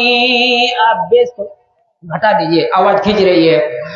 मोहम्मद मुस्तफा सल्ले अला की जात लासानी। ज़बाने पाक से निकली हुई हर बात लासानी। ज़बाने पाक से निकली हुई हर बात लासानी। ममासिल हो नहीं सकता किसी का कोल ऐसा हो।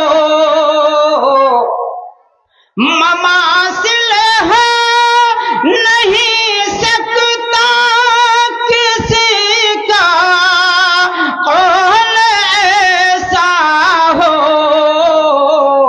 रसूल महतरम के सारे इरशादात लासानी। रसूल महतरम सारे रसूल महतरम के सारे इरशादात लासानी। मोहम्मद मुस्तफा सल्ले अला की जात लासानी। और ये शेर भी बतौर खास शहादत है ये कुरान की शहादत है ये कुरान की। वो अज़ खुद कुछ नहीं कहते। शहादत है ये कुरान की। वो अज़ खुद कुछ नहीं कहते। शहादत है ये कुरान की। वो अज़ खुद कुछ नहीं कहते। वही ये रब्बे आला उन्हें वही ये रब्बे आला उन्हें के फरमोदात लासानी। वही ये रब्बे आला उन्हें के फरमोदात लासानी। आखिरी शेर समाप्त कीजिएगा। नज़ीर मज़हबे क़ुद्स नहीं मुमकिन नहीं मुमकिन। नजीर मज़हब अक़दस नहीं मुमकिन कुरान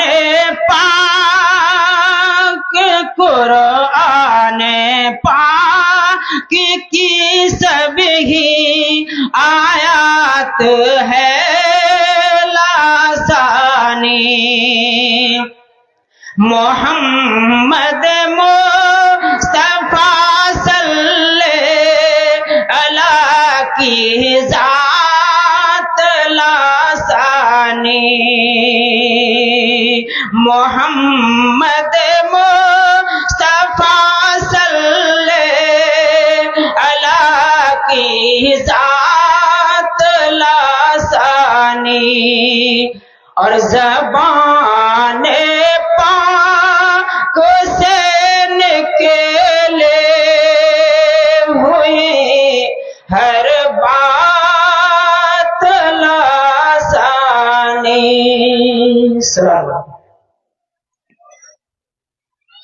माशाअल्लाह, सुभान अल्लाह, कितनी प्यारी आवाज थी कि शायर ये कह उठता है कि गुनगुनाता हुआ ये कौन चमन से गुजरा, गुनगुनाता हुआ ये कौन चमन से गुजरा, हर कली मायने गुफ्तार नजर आती है। यकीनन शायर मोहतरम इस शेर के मुस्तहिक भी हैं कि हम सामईन की पूरी तवज्जो अपनी तरफ खींचे हुए थे। मेरे भाइयों, आप तमाम लोग जिस शख्सियत का बड़े बेसब्री से इंतजार कर रहे थे, मैं अव्वलन तो शेख मोहतरम से माफी भी मांगूंगा क्योंकि वो काफी देर से स्टेज में आके बैठे हुए हैं और शेख को लंबा वक्त तक इंतजार भी करना पड़ा, इसके लिए मैं माजरत खा भी हूँ।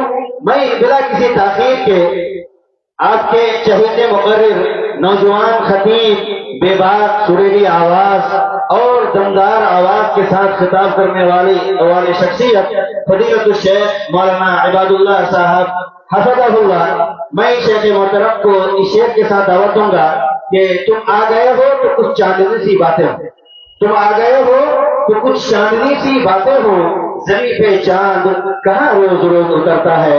मेरी मुराद फजीलतुल शेख इबादुल्लाह साहब हफज़हुल्लाह।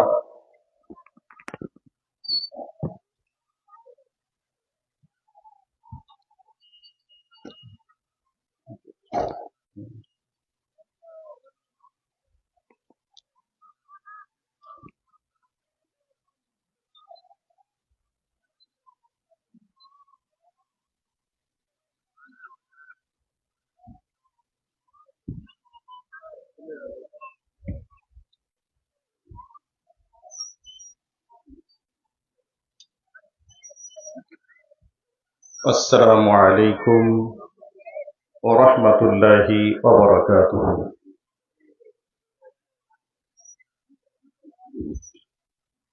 যাই হোক, মিস্টার ইবলিস সব রকমের পথই সে চিনে। আমরা হয়তো যে জায়গাগুলো চিনি না, যে পথ চিনি না, সে পথগুলিকে আমরা চেনার জন্য, জানার জন্য গুগল ম্যাপ ব্যবহার করি। তো গুগল ম্যাপের মাধ্যমে রাস্তা চিনি। তো শয়তানের কাছে গুগল ম্যাপের থেকে আরো উন্নত মানের রাস্তা আছে। সে রাস্তা চিনে যে জায়গায় কোরআন সুন্নাহর আলোচনা হয় সেই জায়গাতে আসার সে চেষ্টা করে। কি করে কোরআন সুন্নাহ থেকে মানুষকে দূরে রাখা যায়, সেই জন্য লোভনীয় লোভনীয় জিনিস শয়তান মানুষের মাধ্যমে আমদানি করার চেষ্টা করে। কোরআন সুন্নাহর আলোচনা বাদ রেখে জিলাপির দোকানে, পেঁয়াজির দোকানে, বেগুনির দোকানে, তার সাথে সাথে খেলনার দোকানে, লাগোদুল্লাহর আশ্রয়স্থলে মানুষ সেখানে গিয়ে ভিড় জমায়।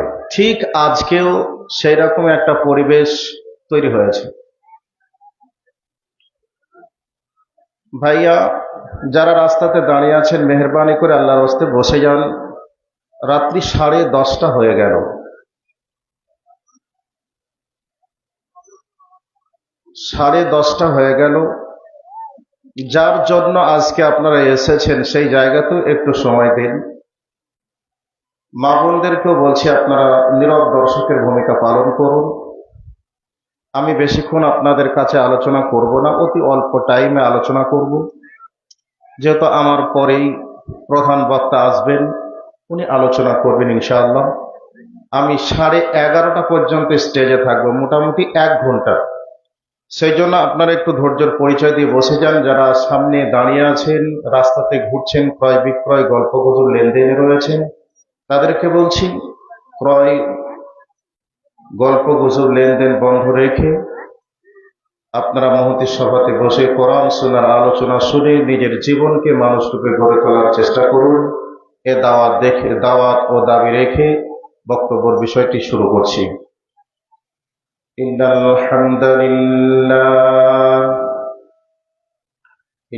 হামদালিল্লাহি নাহমাদুহু ওয়া নাস্তাঈনুহু ওয়া নাস্তাগফিরুহু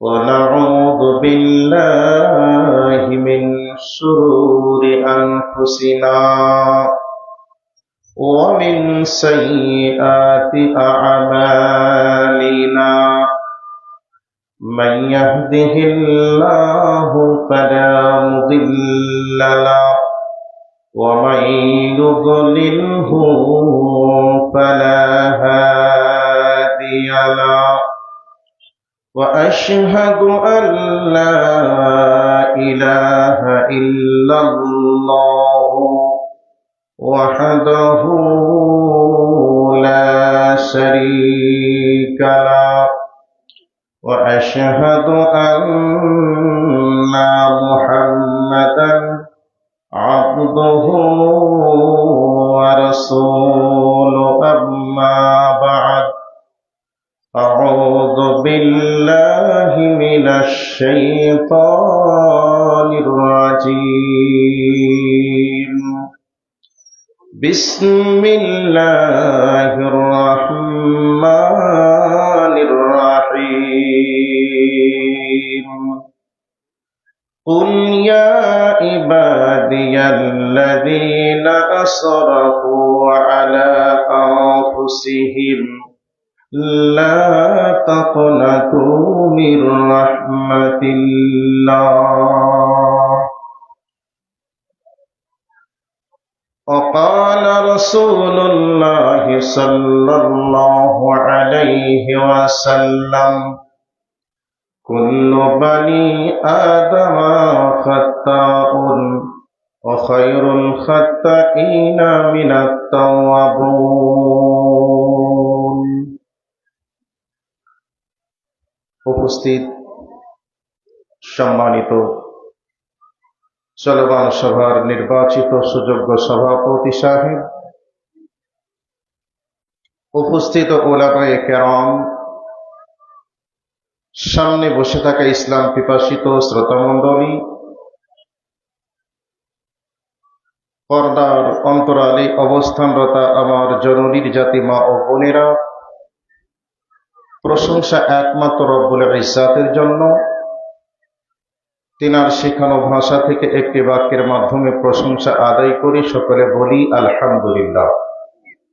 তারই পরে পরে শান্তি বর্ষিত হোক নবী মুহাম্মদুর রাসূলুল্লাহ সাল্লাল্লাহু আলাইহি ওয়াসাল্লামের উপর। আল্লাহুম্মা আমিন, আল্লাহুম্মা সাল্লি আলাইহি, আল্লাহুম্মা বারিক আলাইহি। আপনাদের সম্মুখে কুরআনুল কারীম থেকে একটি আয়াতে কারিমা পরিবেশন করেছি, হাদিসে নবাবী থেকে একখানা হাদিস পরিবেশন করেছি। কোরআন এবং হাদিসকে সামনে রেখে অল্প সময়ের মধ্যে একটা গুরুত্বপূর্ণ বিষয়ের উপরে তত্ত্ববহুল আলোচনা দেওয়ার চেষ্টা করব ইনশাআল্লাহ। ওয়া মা তাওফীক ইল্লা বিল্লাহ। বক্তব্য শুরু করার আগেই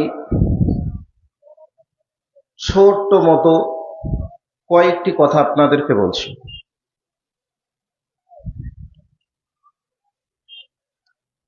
শিক্ষিত হই চাই অশিক্ষিত হই, কুখ্যাত হই চাই বিখ্যাত হই, ধনী হই চাই গরিব হোক, একদিন না একদিন এ পৃথিবী ছেড়ে নীরব নগরের মাটিতে, অনন্তকালের মাটিতে যেতেই হবে। এ পৃথিবীতে এসেছে বা এসেছি মানে যেতে হবে, এ কথা চূড়ান্ত সত্য। গোটা পৃথিবীতে একটা আলোচনা চলছে, ইরানের প্রেসিডেন্ট মারা গেলেন, যেভাবেই হোক না কেন মারা গেছেন, ওনার ওই পর্যন্ত সময় আল্লাহ পাক নির্ধারণ করেছেন। সময় হয়ে গেছে, যেভাবে ওনার মৃত্যু লেখা ছিল সেভাবেই ওনার মৃত্যু হয়েছে, উনি চলে গেছেন। তো ইরানের প্রেসিডেন্ট, ইরান একটা শক্তিশালী দেশ, সেই দেশের একটা প্রেসিডেন্ট হওয়ার পরেও তিনি এ দুনিয়াতে থাকতে পারলেন না, চলে গেলেন। এখন কথা হলো, দুনিয়ার সহায় সম্পদ যত ছিল সব পড়ে থাকলো, চলে যেতে হলো খালি হাতে নীরব নগর মাটিতে। তো ঠিক আমাদেরকেও একই দিন এভাবেই চলে যেতে হবে। কবরে যাওয়ার সময় নেক আমল যদি আমাদের থাকে তাহলে বাঁচার রাস্তা আছে, নেক আমল যদি না থাকে বাঁচার কোনো উপায় নেই, বাঁচার কোনো পথ নেই। তো আমাদেরকে কবরে যাওয়ার পূর্বেই আমাদের জীবনের পাপগুলিকে ক্ষমা করার বা পাপগুলিকে মাপ চেয়ে নেওয়ার ব্যবস্থা আমাদেরকে করতে হবে। যেমন শ্বাস হাত থেকে ঢেল ছুঁড়ে দিলে যেমন ঢেল ধরা যায় না, দেহ থেকে শ্বাস বন্ধ হলে পাপ ঠেকানো যাবে না। কবরে যাওয়ার আগে আগেই আমাদের পাপগুলিকে আল্লাহ সুবহানাহু ওয়া তাআলার দরবারে চোখের পানি ফেলে অঝরে কান্না করে জীবনের পাপগুলিকে ক্ষমা চেয়ে নিতে হবে। যদি ক্ষমা চেয়ে যেতে পারি তাহলে আমাদের জন্য রয়েছে জান্নাত, ক্ষমা চেয়ে না যদি যেতে পারি তাহলে আমাদের জন্য রয়েছে জাহান্নাম। আমি আপনাদের কাছে যে বিষয়টা নিয়ে আলোচনা করব, এ বিষয়টি হবে তওবা। এ বিষয়ে আপনাদের কাছে অল্প সময়ের মধ্যে কিছু কথা বলার, আলোচনা করার চেষ্টা করব। যারা এখানে বসে আছেন সকলেই গভীর আগ্রহ নিয়ে কথাগুলিকে শোনার চেষ্টা করবেন, মানার নিয়াতে। ইনশাআল্লাহ আপনার উপকার হবে বলে মনে করি।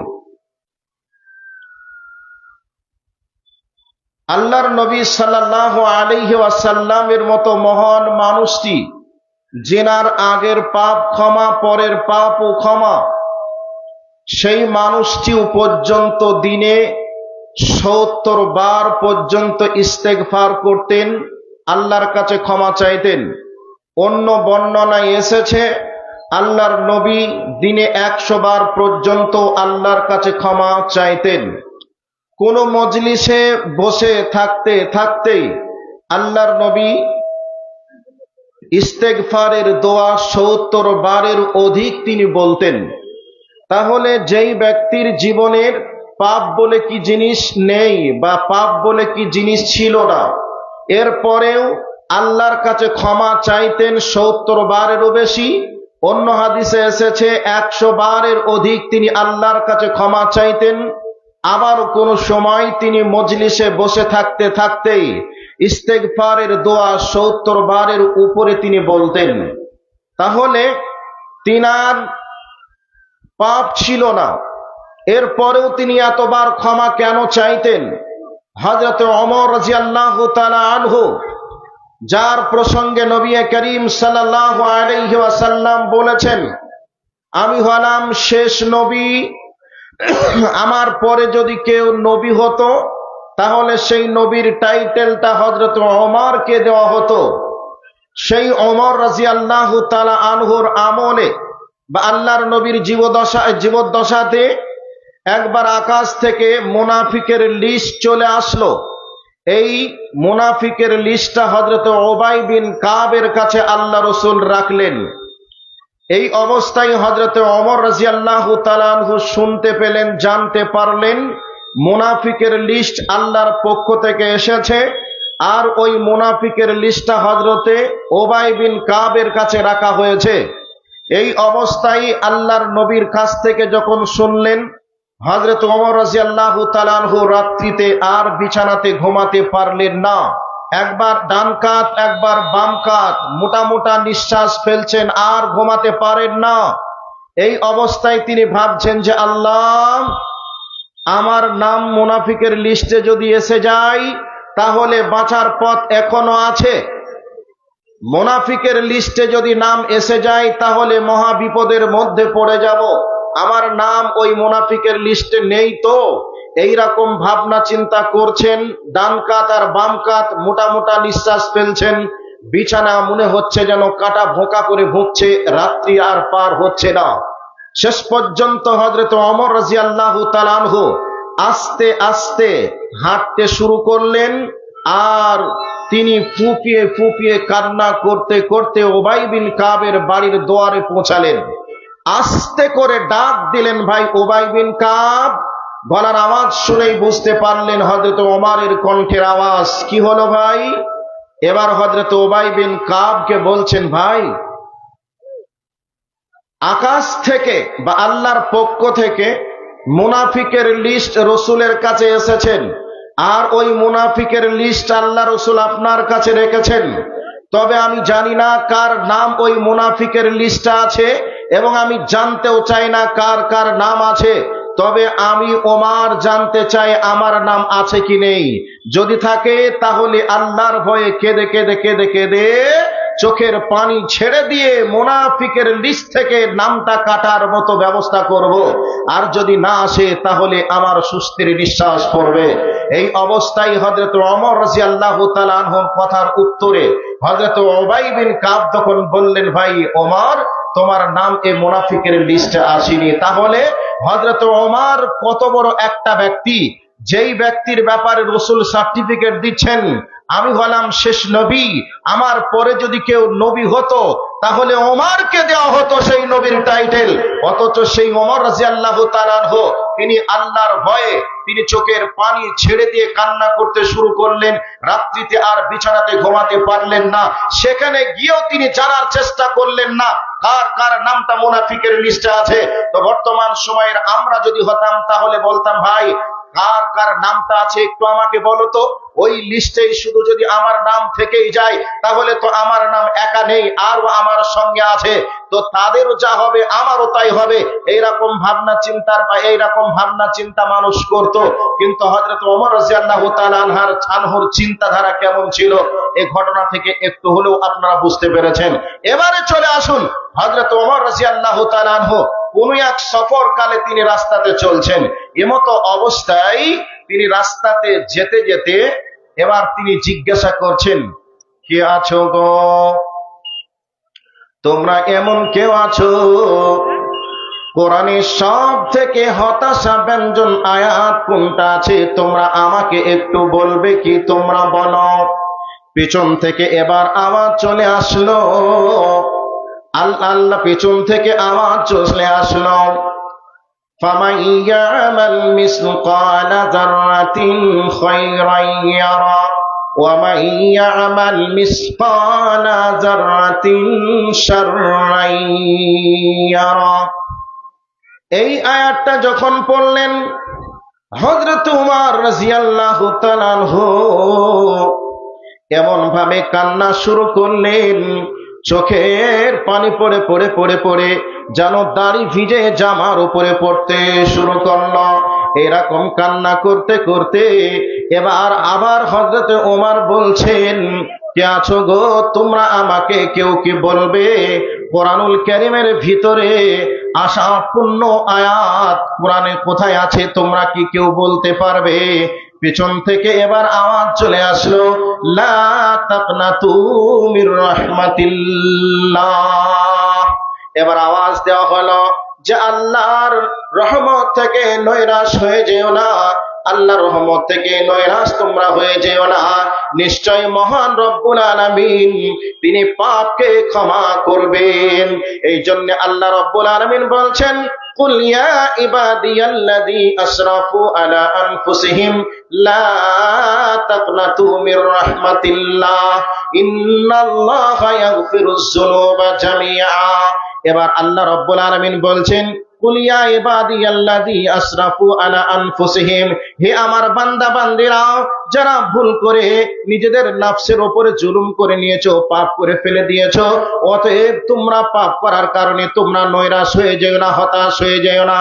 এই পৃথিবীর মাঝে, সমাজের মাঝে অনেক মানুষকে আমরা দেখতে পাই, অনেক মানুষ এভাবে বলে, এই ব্যক্তি এত অপরাধ করেছে, এত অন্যায় করেছে, এই ব্যক্তির অপরাধকে কি আবার আল্লাহ ক্ষমা করবে? অসম্ভব, ক্ষমা করতে পারে না, মাফ করতে পারে না। এই ব্যক্তি এত চুরি করেছে, এত সুদের টাকা উপার্জন করেছে, এত পরের হক নষ্ট করেছে। এইভাবে অনেক মানুষের অনেক পাপ থাকে, সেই পাপের দিকে লক্ষ্য রেখে মানুষ তার পাপকে মাপতে শুরু করে দেয় আর বলে, অসম্ভব, এত বড় অপরাধীর অপরাধকে আল্লাহ ক্ষমা করতে পারে না, এরকম কথা বলে। কিন্তু আল্লাহ রব্বুল আলামিন বলছেন, হে আমার বান্দারা যারা অন্যায় করে ফেলেছো, জুলুম করে ফেলেছো, পাপ করে ফেলে দিয়েছো, লা তাকনাতু মির রাহমাতিল্লাহ, খবরদার তোমরা আমার রহমত থেকে নৈরাশ হয়ে যেও না। এই আয়াতটা যখন পিছন থেকে পড়া হলো, হযরতে ওমর রাদিয়াল্লাহু তাআলা আনহুর এবার মনের ভিতরে আশা আসলো, নিশ্চয়ই রব্বুল আলামিন হয়তো ক্ষমা করবেন, মাফ করবেন। এবার চোখের কান্না, এবার চোখের পানি বন্ধ হলো। হযরত ওমর রাদিয়াল্লাহু তাআলা আনহু তিনি সুস্থির নিঃশ্বাস ফেললেন। তাহলে যিনারা মহান মানুষ, তিনারাও পর্যন্ত নিজের অপরাধের কারণে তিনারা চোখের পানি ফেলে কেঁদেছেন। যিনারা মহান মানুষ তারপরেও তিনারা ভাবনা চিন্তা করতেন যে কবরে যাব, কবরে কিভাবে রাত পার করব। আমরা অনেক সময় বলতে শুনি যুবকদেরকে, ওই বয়সটা আমাদেরও ছিল যখন বিবাহ করিনি, বিবাহ করার পূর্বে 6 মাস পূর্ব থেকেই বিবাহ করবে, বাসর রাত্রিতে স্ত্রীর সঙ্গে কি গল্প করবে, কিভাবে ফার্স্ট কথা শুরু করবে, এ ব্যাপারে বন্ধু বান্ধবীদের কাছ থেকে পরামর্শ নেই, এক অপরের মাঝে আলোচনা করে। ঠিক মহিলারা মহিলাদের কাছে আলোচনা করে, ছেলেরা ছেলেদের কাছ থেকে আলোচনা করে। তার মানে হলো 6 মাস আগ থেকেই তারা প্রস্তুতি গ্রহণ করে, কিভাবে কথা বলবে, কিভাবে শুভ সূচনা শুরু করবে, এর প্রস্তুতি নিতে শুরু করে 6 মাস আগে থেকেই। কিন্তু আমি আপনি একবারও কি ভেবে দেখেছি যে কবরের প্রথম রাতটা কিভাবে পার করব? আমি যখন কবরে যাব, ওই অবস্থায় আমি আল্লাহর কাছে কি জবাব দেব? ওই কবরের রাতটা আমার জন্য কিভাবে পার করা সম্ভব হবে, কিভাবে পার করব? এ ব্যাপারে আমরা কি একদিন ভাবনা চিন্তা করেছি? ভাবনা চিন্তা করিনি, ভাবনা চিন্তা করিনি। ছেলের বিয়ে দিতে হবে, এ ব্যাপারে ভাবনা চিন্তা আছে। মেয়ের বিয়ে দিতে হবে, জামাই আমার কয় লক্ষ টাকা ইনকাম করে, এ ব্যাপারে ভাবনা চিন্তা আছে। ছেলে আমার বিবাহ দিব, ছেলের বউ এসে আমাদেরকে দেখাশোনা করবে কি করবে না, এ ব্যাপারে আমরা ভাবনা চিন্তা করি। কিন্তু কবরে যাব, কবরের প্রথম রাতটা কিভাবে পার করব, কবরে আল্লাহর কাছে কি হিসাব দিব, এ ব্যাপারে আমাদের কোনো ভাবনা চিন্তা নেই। কিন্তু যিনারা মহান মানুষ, আল্লাহর প্রিয় বান্দা, তিনারা পর্যন্ত রাত্রিতে বিছানায় শুয়ে ঘুমাতে পারতেন না। তিনারা রাত্রিতে উঠে আল্লাহর ভয়ে চোখের পানি ফেলে কান্না করতেন, আর জীবনের পাপগুলিকে নিয়ে সদা সর্বদাই তিনারা আল্লাহর সামনে নিজেদেরকে সুপ্রদ করে দিতেন যে, আল্লাহ আমার দ্বারা এই অন্যায় হয়ে গেছে, মাবুদ তুমি আমাকে ক্ষমা করো, আল্লাহ গো আমি এই অন্যায় করেছি, তুমি আমাকে মাফ করো। এ বলে তিনারা চোখের পানি ফেলে কাঁদতেন। এ ব্যাপারে অনেক হাদিস এসেছে, অনেক হাদিস আছে। তো যাই হোক, আমি আপনাদের কাছে ওই জায়গা পর্যন্ত হয়তো আমি পৌঁছাতে পারবো না। এবার আপনাদের কাছে একটা আয়াতে চলে যাই। যারা হজ করতে গেছেন, হজে গেছেন, তিনারা হয়তো বা দেখেছেন, ওই জায়গাতে দেখবেন রুকনি ইয়ামানি থেকে হাজারে আসওয়াদের মিডিলে কাবার গিলাফে সোনার সুতা দিয়ে দেখবেন কোরআনের অনেকগুলি আয়াত লেখা আছে। ওই আয়াতের মধ্য থেকে একটা আয়াত আছে সূরা তাহার 82 নম্বর আয়াত। আল্লাহ পাক ওই আয়াতের মধ্যে কি বলতে চেয়েছেন? ওয়া ইন্নী গাফফারুন, আল্লাহ পাক কোরআনুল কারীমের মধ্যে বলতে চেয়েছেন যে আমি মহান রব, আমি তোমাদেরকে ক্ষমা করব। এবার আল্লাহ পাক বলছেন ক্ষমা যদি পেতে হয়, ক্ষমা যদি চাইতে হয়, তাহলে তোমাদেরকে কি করতে হবে? তওবা করতে হবে। তওবা করার পরে তোমাদেরকে আমলে সালেহ করতে হবে, ভালো আমল করতে হবে। ভালো আমল যদি তোমরা করো তাহলে আমি আল্লাহ তোমাদেরকে হিদায়াত দান করব বা হিদায়াতের উপরে তোমরা থাকতে পারবে। তো ওই আয়াতটা ওখানে লেখা কেন হয়েছে? ওই আয়াতের মধ্যে বান্দাদেরকে আল্লাহ সুবহানাহু ওয়া তাআলা তিনি আশা দিতে চেয়েছেন যে বান্দা, তোমরা অপরাধ করেছো, তোমাদের অপরাধগুলিকে আমি ক্ষমা করব। ক্ষমা পেতে হলে তোমাদেরকে তওবা করতে হবে। তওবা করে বসে থাকলে চলবে না, তোমাদেরকে ভালো আমল করতে হবে। ভালো আমল করার পরে তোমাদেরকে হিদায়াতের উপরে অবিচল থাকতে হবে। তাহলে আমি আল্লাহ তোমাদেরকে ক্ষমা করব, তোমাদের পাপগুলিকে আমি আল্লাহ মাফ করব। তো এইবার আমরা অপরাধ করি, এ ব্যাপারে রাসূল করিম সাল্লাল্লাহু আলাইহি ওয়াসাল্লাম তিনি বলছেন কুল্লু বানি আদামা, আল্লাহর নবী বলছেন কুল্লু বানি আদামা খাত্তাউন ও খায়রুল খাত্তাইনা মিনাত তাওয়াবুন। আল্লাহর নবী বলছেন আদম সন্তান মানে অপরাধী। এই আদম সন্তানরা অপরাধী, তবে অপরাধীদের মধ্যে উত্তম অপরাধী সেই যেই ব্যক্তি অপরাধ করার পরে আল্লাহর কাছে ক্ষমা চাই, আল্লাহর কাছে ফিরে আসে। আমরা অপরাধ করি, অপরাধ করার পরে আমরা আল্লাহর কাছে ক্ষমা চাইতে জানি না, আমরা আল্লাহর কাছে ক্ষমাও চাই না। আল্লাহর নবী বলছেন কুল্লু বানি আদামা খাত্তাউন, আল্লাহর নবী বলছেন প্রত্যেকটা আদম সন্তানই অপরাধী। এরপরে আল্লাহর নবী বলছেন ওয়া খায়রুল খাত্তাইনা মিনাত তাওয়াবুন, আর অপরাধীদের মধ্যে ওই ব্যক্তি হচ্ছে উত্তম অপরাধী যেই ব্যক্তি অপরাধ করার পরে আল্লাহর কাছে ক্ষমা চায়। এবারে একটা হাদিস আপনাদেরকে শোনালাম, এবার আরেক জায়গাতে চলে আসি। আল্লাহর নবী জনাবে মুহাম্মদুর রাসূলুল্লাহ সাল্লাল্লাহু আলাইহি ওয়াসাল্লাম বলছেন আল্লাহ সুবহানাহু ওয়া তাআলা তিনি কত বড় রহমানুর রহিম। উদাহরণস্বরূপ বলছি, পৃথিবীর মধ্যে বাপের কাছে সব থেকে আপন জন হচ্ছে তার ছেলে। ছেলেও যদি বাপের সঙ্গে অভদ্র ব্যবহার করে, বাপের সঙ্গে যদি খারাপ ব্যবহার করে, এই খারাপ ব্যবহার করার পরে বাবা রাগ করলো, ছেলে বাড়ি থেকে পালিয়ে গেল, ছেলের জন্য বাবা বারবার মনের ভিতরে টেনশন করে। ছেলেকে হয়তো বা আমি কিছু বললাম, বা ছেলে হয়তো আমাকে এই কাজটা করলো বা আমাকে এই কথা বললো, কেনই বা আমি রাগ করলাম, ছেলে আমার বাড়ি থেকে চলে গেল, তো ছেলে আমার কোথায় গেল না গেল এ ব্যাপারে বাবার টেনশন হয় কি হয় না?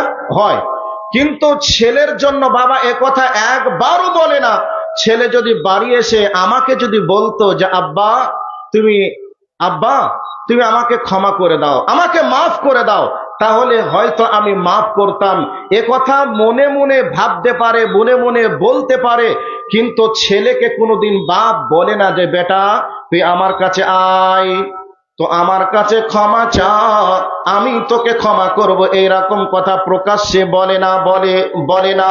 কিন্তু মনের ভিতরে বাবা মা এরকম অনুশোচনা অনুভূতি করে যে ছেলে আসবে আমাদের কাছে ক্ষমা চাইবে, আমরা ক্ষমা করে দিয়ে পূর্বের মতো আপন করে নেব, এ কথা মনে মনে ভাবে, কিন্তু তারা প্রকাশ্যে বলে না। এবার আপনাদেরকে এই জায়গাটা রেখে দিলাম, এবার একটা হাদিসে চলে যায়। আল্লাহর নবী জনাবে মুহাম্মদুর রাসূলুল্লাহ সাল্লাল্লাহু আলাইহি ওয়াসাল্লাম বলছেন বান্দারে, ওরে আমার উম্মতের দল, তোমরা শুনে নাও। যখন আল্লাহর নবী বলছেন আনজিল রাব্বানা তাবারাকা ওয়া তাআলা, আল্লাহর নবী বলছেন প্রত্যেকটা রাত্রিতে রব্বুল আলামিন দুনিয়ার আসমানে নেমে আসেন। নেমে আসার পরে বান্দাদেরকে বলেন, কখন তিনি নেমে আসে হাদিসের পাতাতে তাও বিদ্যমান রয়েছে। নবী আমার বলছেন প্রত্যেক রাত্রিতে আল্লাহ এই দুনিয়ার আসমানে নেমে আসে যখন রাতটা 3 ভাগের 2 ভাগ অতিক্রম হয়ে যায়, আর শেষ ভাগে নবী আমার বলছেন আল্লাহ আসমানে, দুনিয়ার আসমানে নেমে এসে বান্দাদেরকে বলে, ও আমার বান্দারা, তোমরা কে কি অপরাধ করেছো তোমরা বলো, আমার কাছে তোমাদের অপরাধের বিষয় নেই, তোমরা আমার কাছে ক্ষমা চাও, আমি রব্বুল আলামিন তোমাদেরকে ক্ষমা করে দিব, তোমাদেরকে আমি মাফ করে দেব।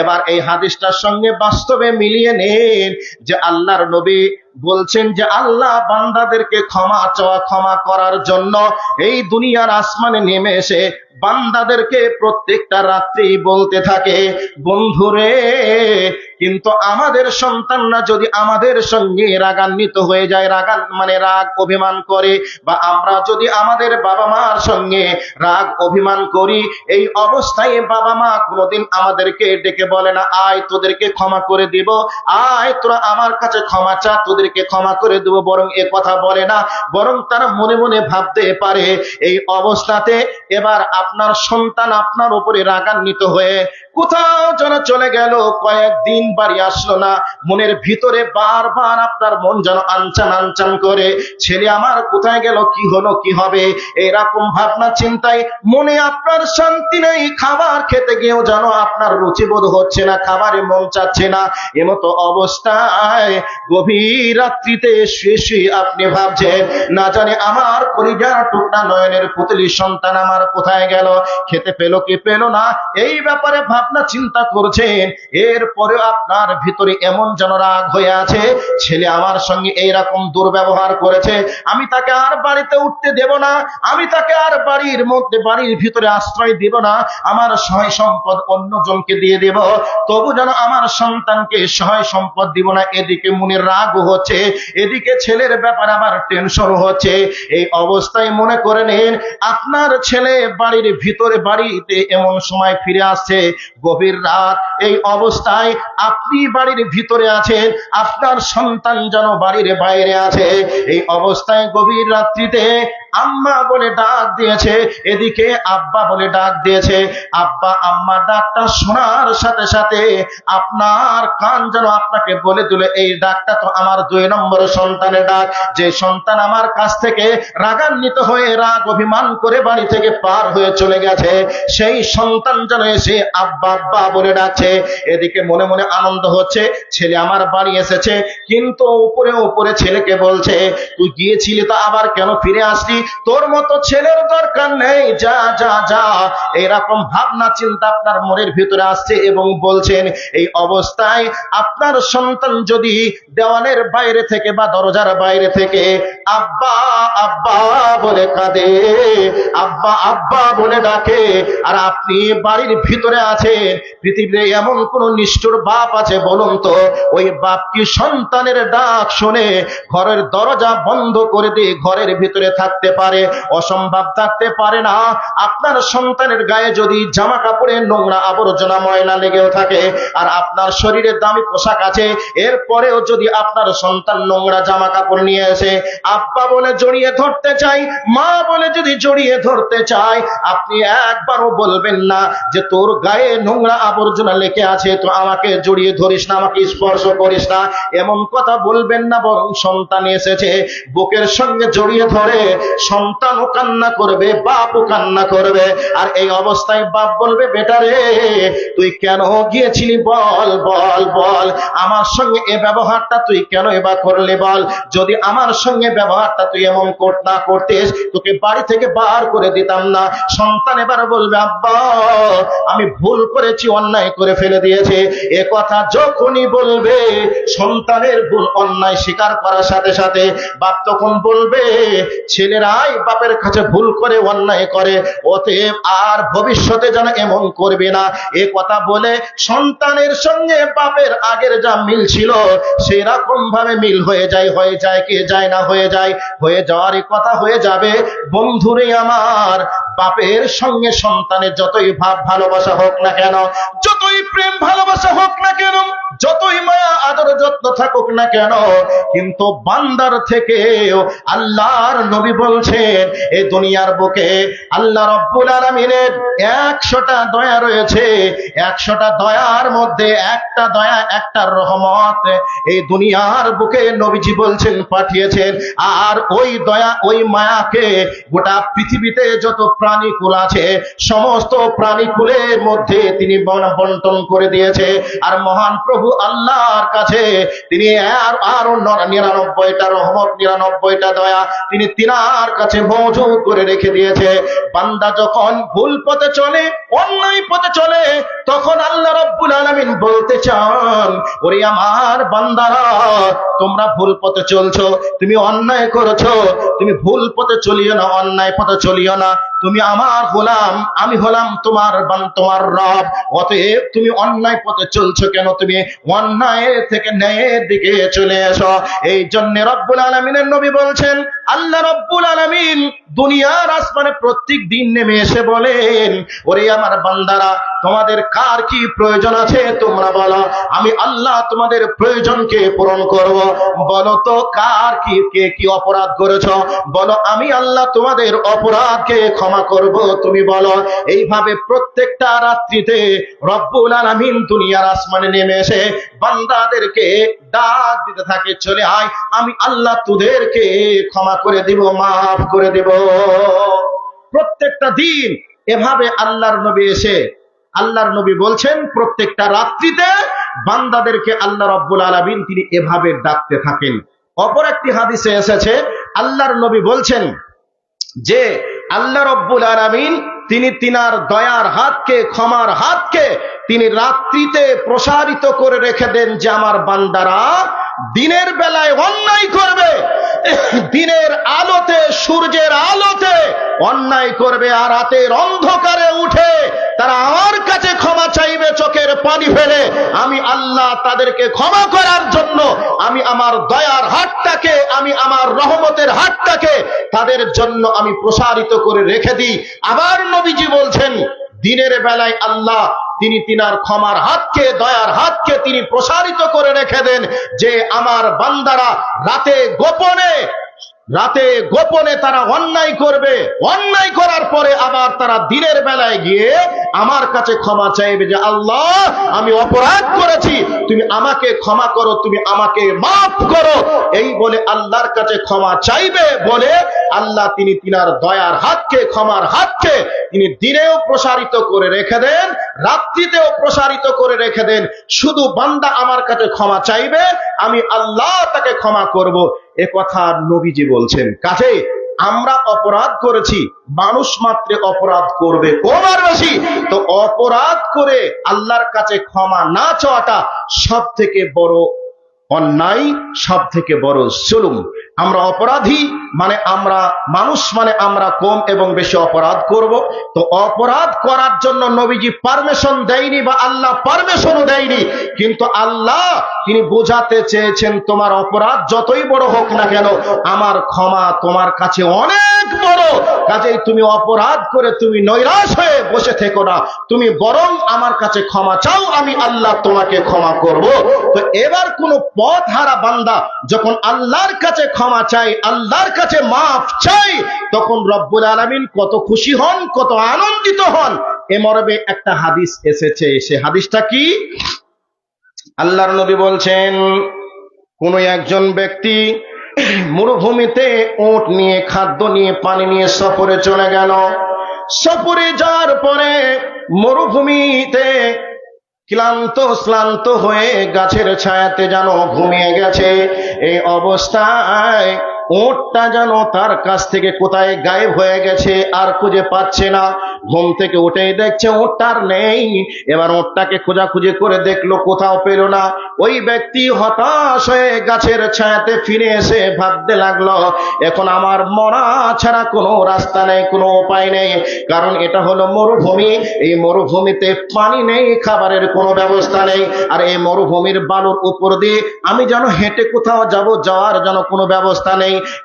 এই অবস্থাতে ওই ব্যক্তি সিদ্ধান্ত নিয়েই নিল, মনের ভিতরে এরকম কনফিডেন্স চলে আসলো, আমার বাঁচার কোনো উপায় নেই, আমি আর বাঁচবো না, মরা ছাড়া কোনো উপায় নেই। এই অবস্থায় নৈরাশ হয়ে যেন আবার সেই গাছের ছায়াতে শুয়ে ঘুমিয়ে গেল।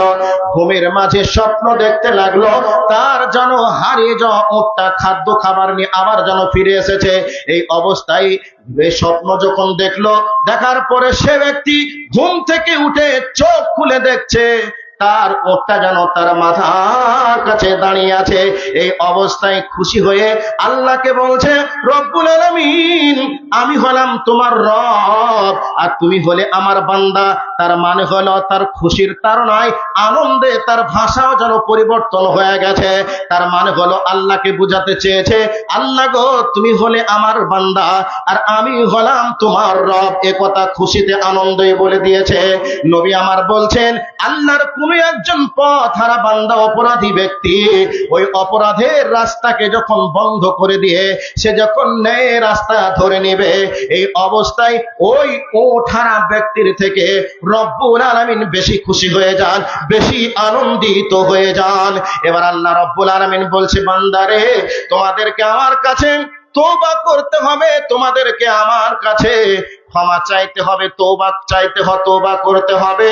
তুবু ইলাল্লাহি তাওবাতান নাসুহা। আল্লাহ রাব্বুল আলামিন বলছে, বান্দারে তোমরা আমার কাছে খালেস নিয়তে তওবা করবে। আমি যে অপরাধ করেছিলাম এই অপরাধ আর করব না। এই অপরাধ করার কারণে সত্যি আমি অনুতপ্ত, সত্যি আমি এই অপরাধ করার কারণে আমি নতজানু হয়ে অনুতপ্ত সহকারে ভীতু সন্ত্রস্ত মনোভাবে রব্বুল আলামিনের কাছে ক্ষমা চাওয়া, মনের ভিতরে দীর্ঘ প্রতিজ্ঞা করা, আমি এই অপরাধ আর করব না।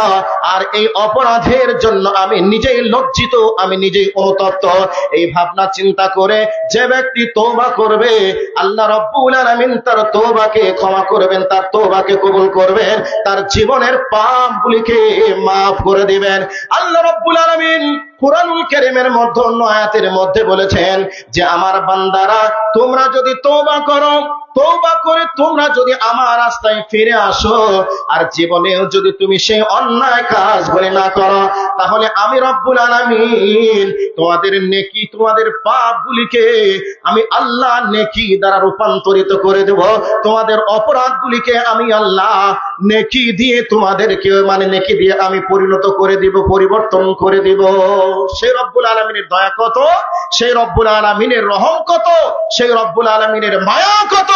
বান্দাদেরকে বলতে চেয়েছে, বান্দা তোমরা যদি আমার কাছে তওবা করে ফিরে আসো, অন্যায়গুলি অন্যায়ের গেট, অন্যায়ের দরজাগুলিকে যদি বন্ধ করে দাও আর তওবা করে যদি আমার রাস্তায় ফিরে আসো, তোমার অতীতের পাপগুলিকে আমি আল্লাহ নেকি দ্বারা পরিবর্তন করে দিব।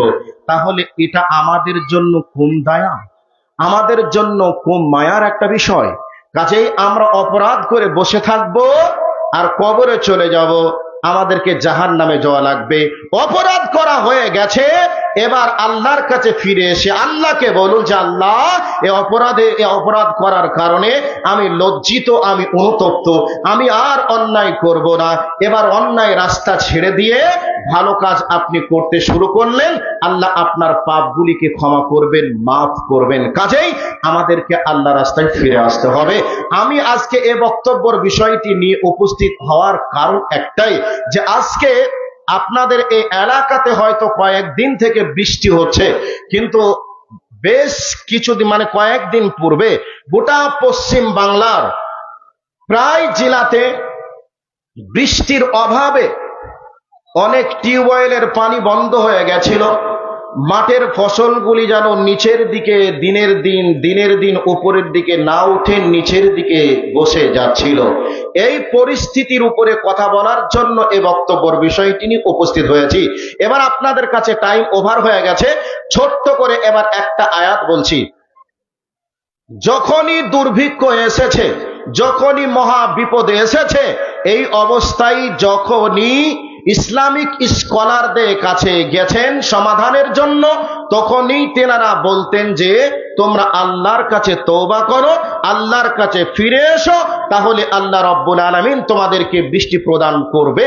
এ ব্যাপারে আল্লাহ সুবহানাহু ওয়া তাআলা তিনি বলছেন, ফাকুলতু আস্তাগফিরু রাব্বাকুম ইন্নাহু কানা গাফফারা ওয়া ইউরসিলিস সামাআ আলাইকুম মিদরারা ওয়া ইউমদিদকুম বিআমওয়ালিন ওয়া বানিনা ওয়া ইয়াজআল লাকুম জান্নাতিন ওয়া ইয়াজআল লাকুম আনহারা। বৃষ্টির অভাব হযরতে নূহ আলাইহিস সালাতু সালামের জামানাতেও হয়েছিল। সেই বৃষ্টির অভাবের সময় মানুষজন বলেছিল বৃষ্টির অভাবে এই অবস্থা, তখন নূহ আলাইহিস সালাতু সালামও বলেছিলেন যে তোমরা আল্লাহর কাছে তওবা করে ফিরে এসো, তওবার মাধ্যমে বৃষ্টি আসবে। একটা দিক গেল। নাম্বার 2, আল্লাহর নবী জনাবে মুহাম্মদুর রাসূলুল্লাহ সাল্লাল্লাহু আলাইহি ওয়াসাল্লামের জামানাতে একজন ব্যক্তি এসে বলছেন, ইয়া রাসূলুল্লাহ, পানির অভাবে আমাদের মাঠের ফসলগুলি যেন একেবারে পুড়ে শেষ হয়ে গেল, আমাদের পশু পাখিগুলিও যেন মরে শেষ হয়ে গেল। হে রাসূল, আপনি আমাদের জন্য পানির জন্য একটু দোয়া করুন। আল্লাহর নবী জুম্মার নামাজের সময় পানির জন্য দোয়া করলেন, বৃষ্টি শুরু হলো। পরের জুম্মার দিনে ওই ব্যক্তি অথবা অন্য কোনো একজন সাহাবী এসে বলছেন, ইয়া রাসূলুল্লাহ, এত বৃষ্টি হয়েছে, যেই বৃষ্টিতে আমাদের মাঠের ফসলগুলি একবারে ডুবে পচে নষ্ট হয়ে গেল, কাজেই আপনি দোয়া করুন। আল্লাহর নবী দোয়া করলেন, বৃষ্টি বন্ধ হয়ে গেল। মেঘ, এমন মেঘ হয়েছিল আকাশ দেখা যাচ্ছিল না, রাস্তাঘাট চেনা যাচ্ছিল না। এই অবস্থায় দোয়ার মাধ্যমে আল্লাহর নবী দোয়া করলেন, মেঘ সরে গেল, সূর্য দেখা গেল, রাস্তা চিনা গেল। এইরকম একটা সিচুয়েশন রাসূলের জামানাতে হয়েছিল। রাসূল দোয়া করেছিলেন, বৃষ্টি হলো, রাসূল দোয়া করলেন, বৃষ্টি বন্ধ হলো। তাহলে দোয়ার মাধ্যমে বৃষ্টি হয়েছে, দোয়ার মাধ্যমে বৃষ্টি বন্ধ হয়েছে। হযরতে মূসা আলাইহিস সালাতু ওয়াস সালামের জামানাতে হযরতে মূসা আলাইহিস সালাতু ওয়াস সালামের কওম বললেন, হে নবী মূসা, বৃষ্টির অভাবে আজকে মাঠের ফসলগুলি পুড়ে শেষ হয়ে গেল, আপনি একটু আল্লাহর কাছে দোয়া করুন। আল্লাহর নবী হযরতে মূসা লোকজনকে নিয়ে ইস্তেসকার নামাজের মাধ্যমে তিনি এবার পানি চাইতে শুরু করলেন। আল্লাহর কাছে পানি চাচ্ছে, পানি বন্ধ হয়ে যায়, পানি না হয়ে রোদ হয়। এমতো অবস্থায় হযরতে মূসা নবী একটু রাগিল মানুষ, রাগী নবী, আল্লাহকে বলছেন, হে আল্লাহ, তোমার কাছে আমি পানির জন্য দোয়া চাচ্ছি, পানি চাচ্ছি, আর তুমি পানি না দিয়ে তুমি বৃষ্টি দিচ্ছ, তার কারণ কি? শেষ পর্যন্ত হযরতে ওমরের কাছে খবর, হযরতে মূসা নবীর কাছে খবর আসলো, হে নবী মূসা, কেমন করে বৃষ্টি হবে? তোমার এই মুসল্লিদের ভিতরে, তোমার এই দলের মধ্যে এমন একটি অপরাধী ব্যক্তি আছে, যে অপরাধী 40 বছর ধরে এত আমার নাফরমানি করেছে, এত অন্যায় করেছে, একটা মিনিট নেই যে আমাকে সে খুশি করেছে, সন্তুষ্ট করেছে। একটা মিনিট নেই, 40 বছরে আমাকে সে খুশি করেছে, 40 বছর ধরে সে অন্যায় করে আমাকে অসন্তুষ্ট করেছে। এই অবস্থাতে হযরত মূসা আলাইহিস সালাম তিনি বলতে শুরু করলেন, কে আছো গো? এইরকম অপরাধী 40 বছর ধরে আমার রবকে সে নারাজ করেছে, এইরকম অপরাধী কে আছো বলো? সেই অপরাধীর জন্য আল্লাহ আকাশ থেকে বৃষ্টি বন্ধ করে দিয়েছে। ওই ব্যক্তি মনে মনে ভাবতে শুরু করলেন, আল্লাহ গো, আমি 40 বছর ধরে এত নাফরমানি করেছি, এত অন্যায় করেছি, যে অন্যায়ের শেষ নেই, অন্যায়ের কোনো ভাষা নেই, এত অন্যায় করেছি। মাবুদ গো, 40 বছর ধরে তুমি আমাকে মানুষের মাঝে অপমানিত করোনি, আজকে তুমি যদি আমাকে অপরাধী করো, অপমানিত করো, তাহলে আমার মান সম্মান নষ্ট হয়ে যাবে। মাবুদ গো, আজ থেকে আমি আমার পাপের দরজাগুলিকে বন্ধ করে দিলাম, আর অপরাধ করব না, পাপ করব না, দয়া করে তুমি আমাকে ক্ষমা করো, আর আমার মান সম্মানকে তুমি রক্ষা করো। এবার বৃষ্টি শুরু হয়ে গেল। হযরতে মূসা আলাইহিস সালাম আবার আল্লাহকে বলছেন, রব্বুল আলামিন, এক্ষুনি তুমি বললে বৃষ্টি হবে না, ওই অপরাধীর কারণে আবার তুমি বৃষ্টি দিলে কেন, তুমি বলো। এই অবস্থায় হযরতে মূসাকে রব্বুল আলামিন বললেন, হে নবী মূসা, তোমার ওই উম্মত তোমার ওই কম এতদিন ধরে আমার কাছে অপরাধ করেছিল, এখন তার অপরাধগুলিকে আমার কাছে ক্ষমা চেয়ে নিল, আমি আল্লাহ তার অপরাধগুলিকে ক্ষমা করে দিলাম, আর এই জন্য আমি আল্লাহ তাকে এই জন্য আমি বৃষ্টি প্রদান করলাম। নবী মূসা এবার বলছেন, রব্বুল আলামিন ওই ব্যক্তিকে আমি দেখতে চাই, তুমি আমাকে দেখিয়ে দাও।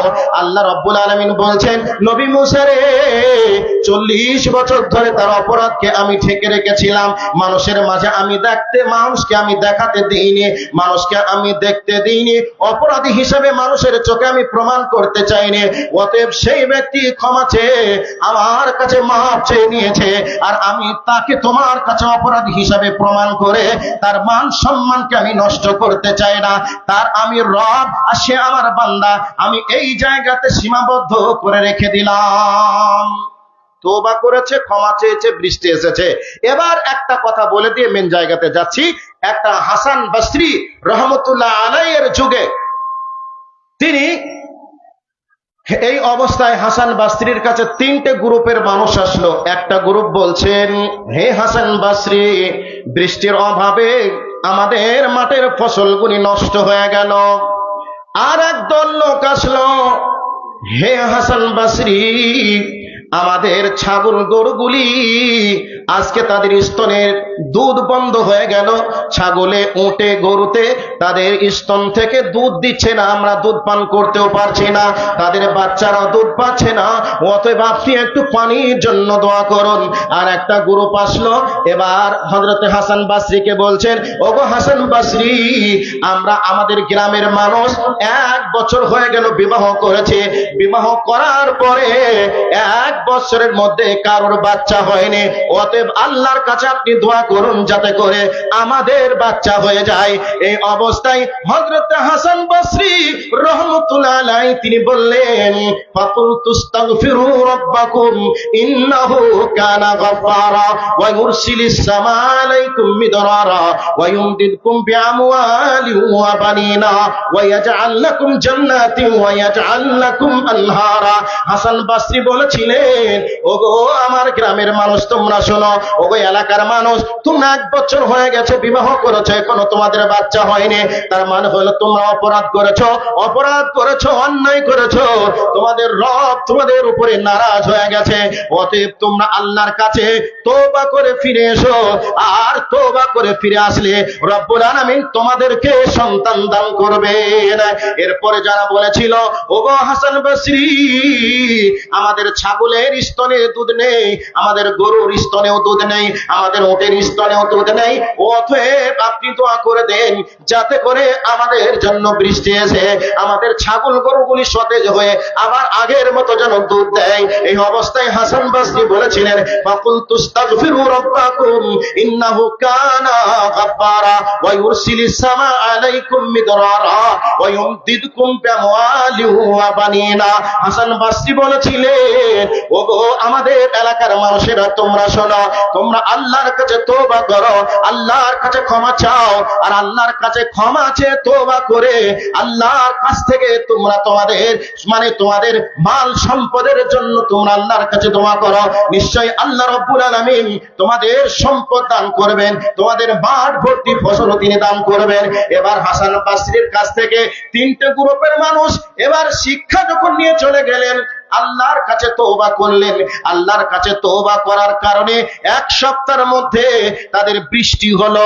এবার বৃষ্টি হয়ে ছাগলের গরুর উটের স্তনে দুধ চলে আসলো, মাঠের মৃত ফসলগুলি যেন জীবিত এবার রূপান্তরিত হলো। এবার কিছুদিন পরে যাদের বিবাহ করার পরে সন্তান আসছিল না, তারা কিছুদিন পরে এসে হাসান বসরিকে বলছেন, ওগো হাসান বসরি, আমরা যারা বিবাহ করেছিলাম অনেকের স্ত্রী আজকে গর্ভবতী হয়েছে, অনেকেই হয়তো কিছুদিন পরে আমরা সন্তানের বাবা মা হতে পারবো। এবার হাসান বসরি বললেন, ওগো আমাদের এলাকার মানুষ তোমরা শোনো, রব্বুল আলামিন বলছেন, তোমরা যদি আল্লাহকে অসন্তুষ্ট করে নাও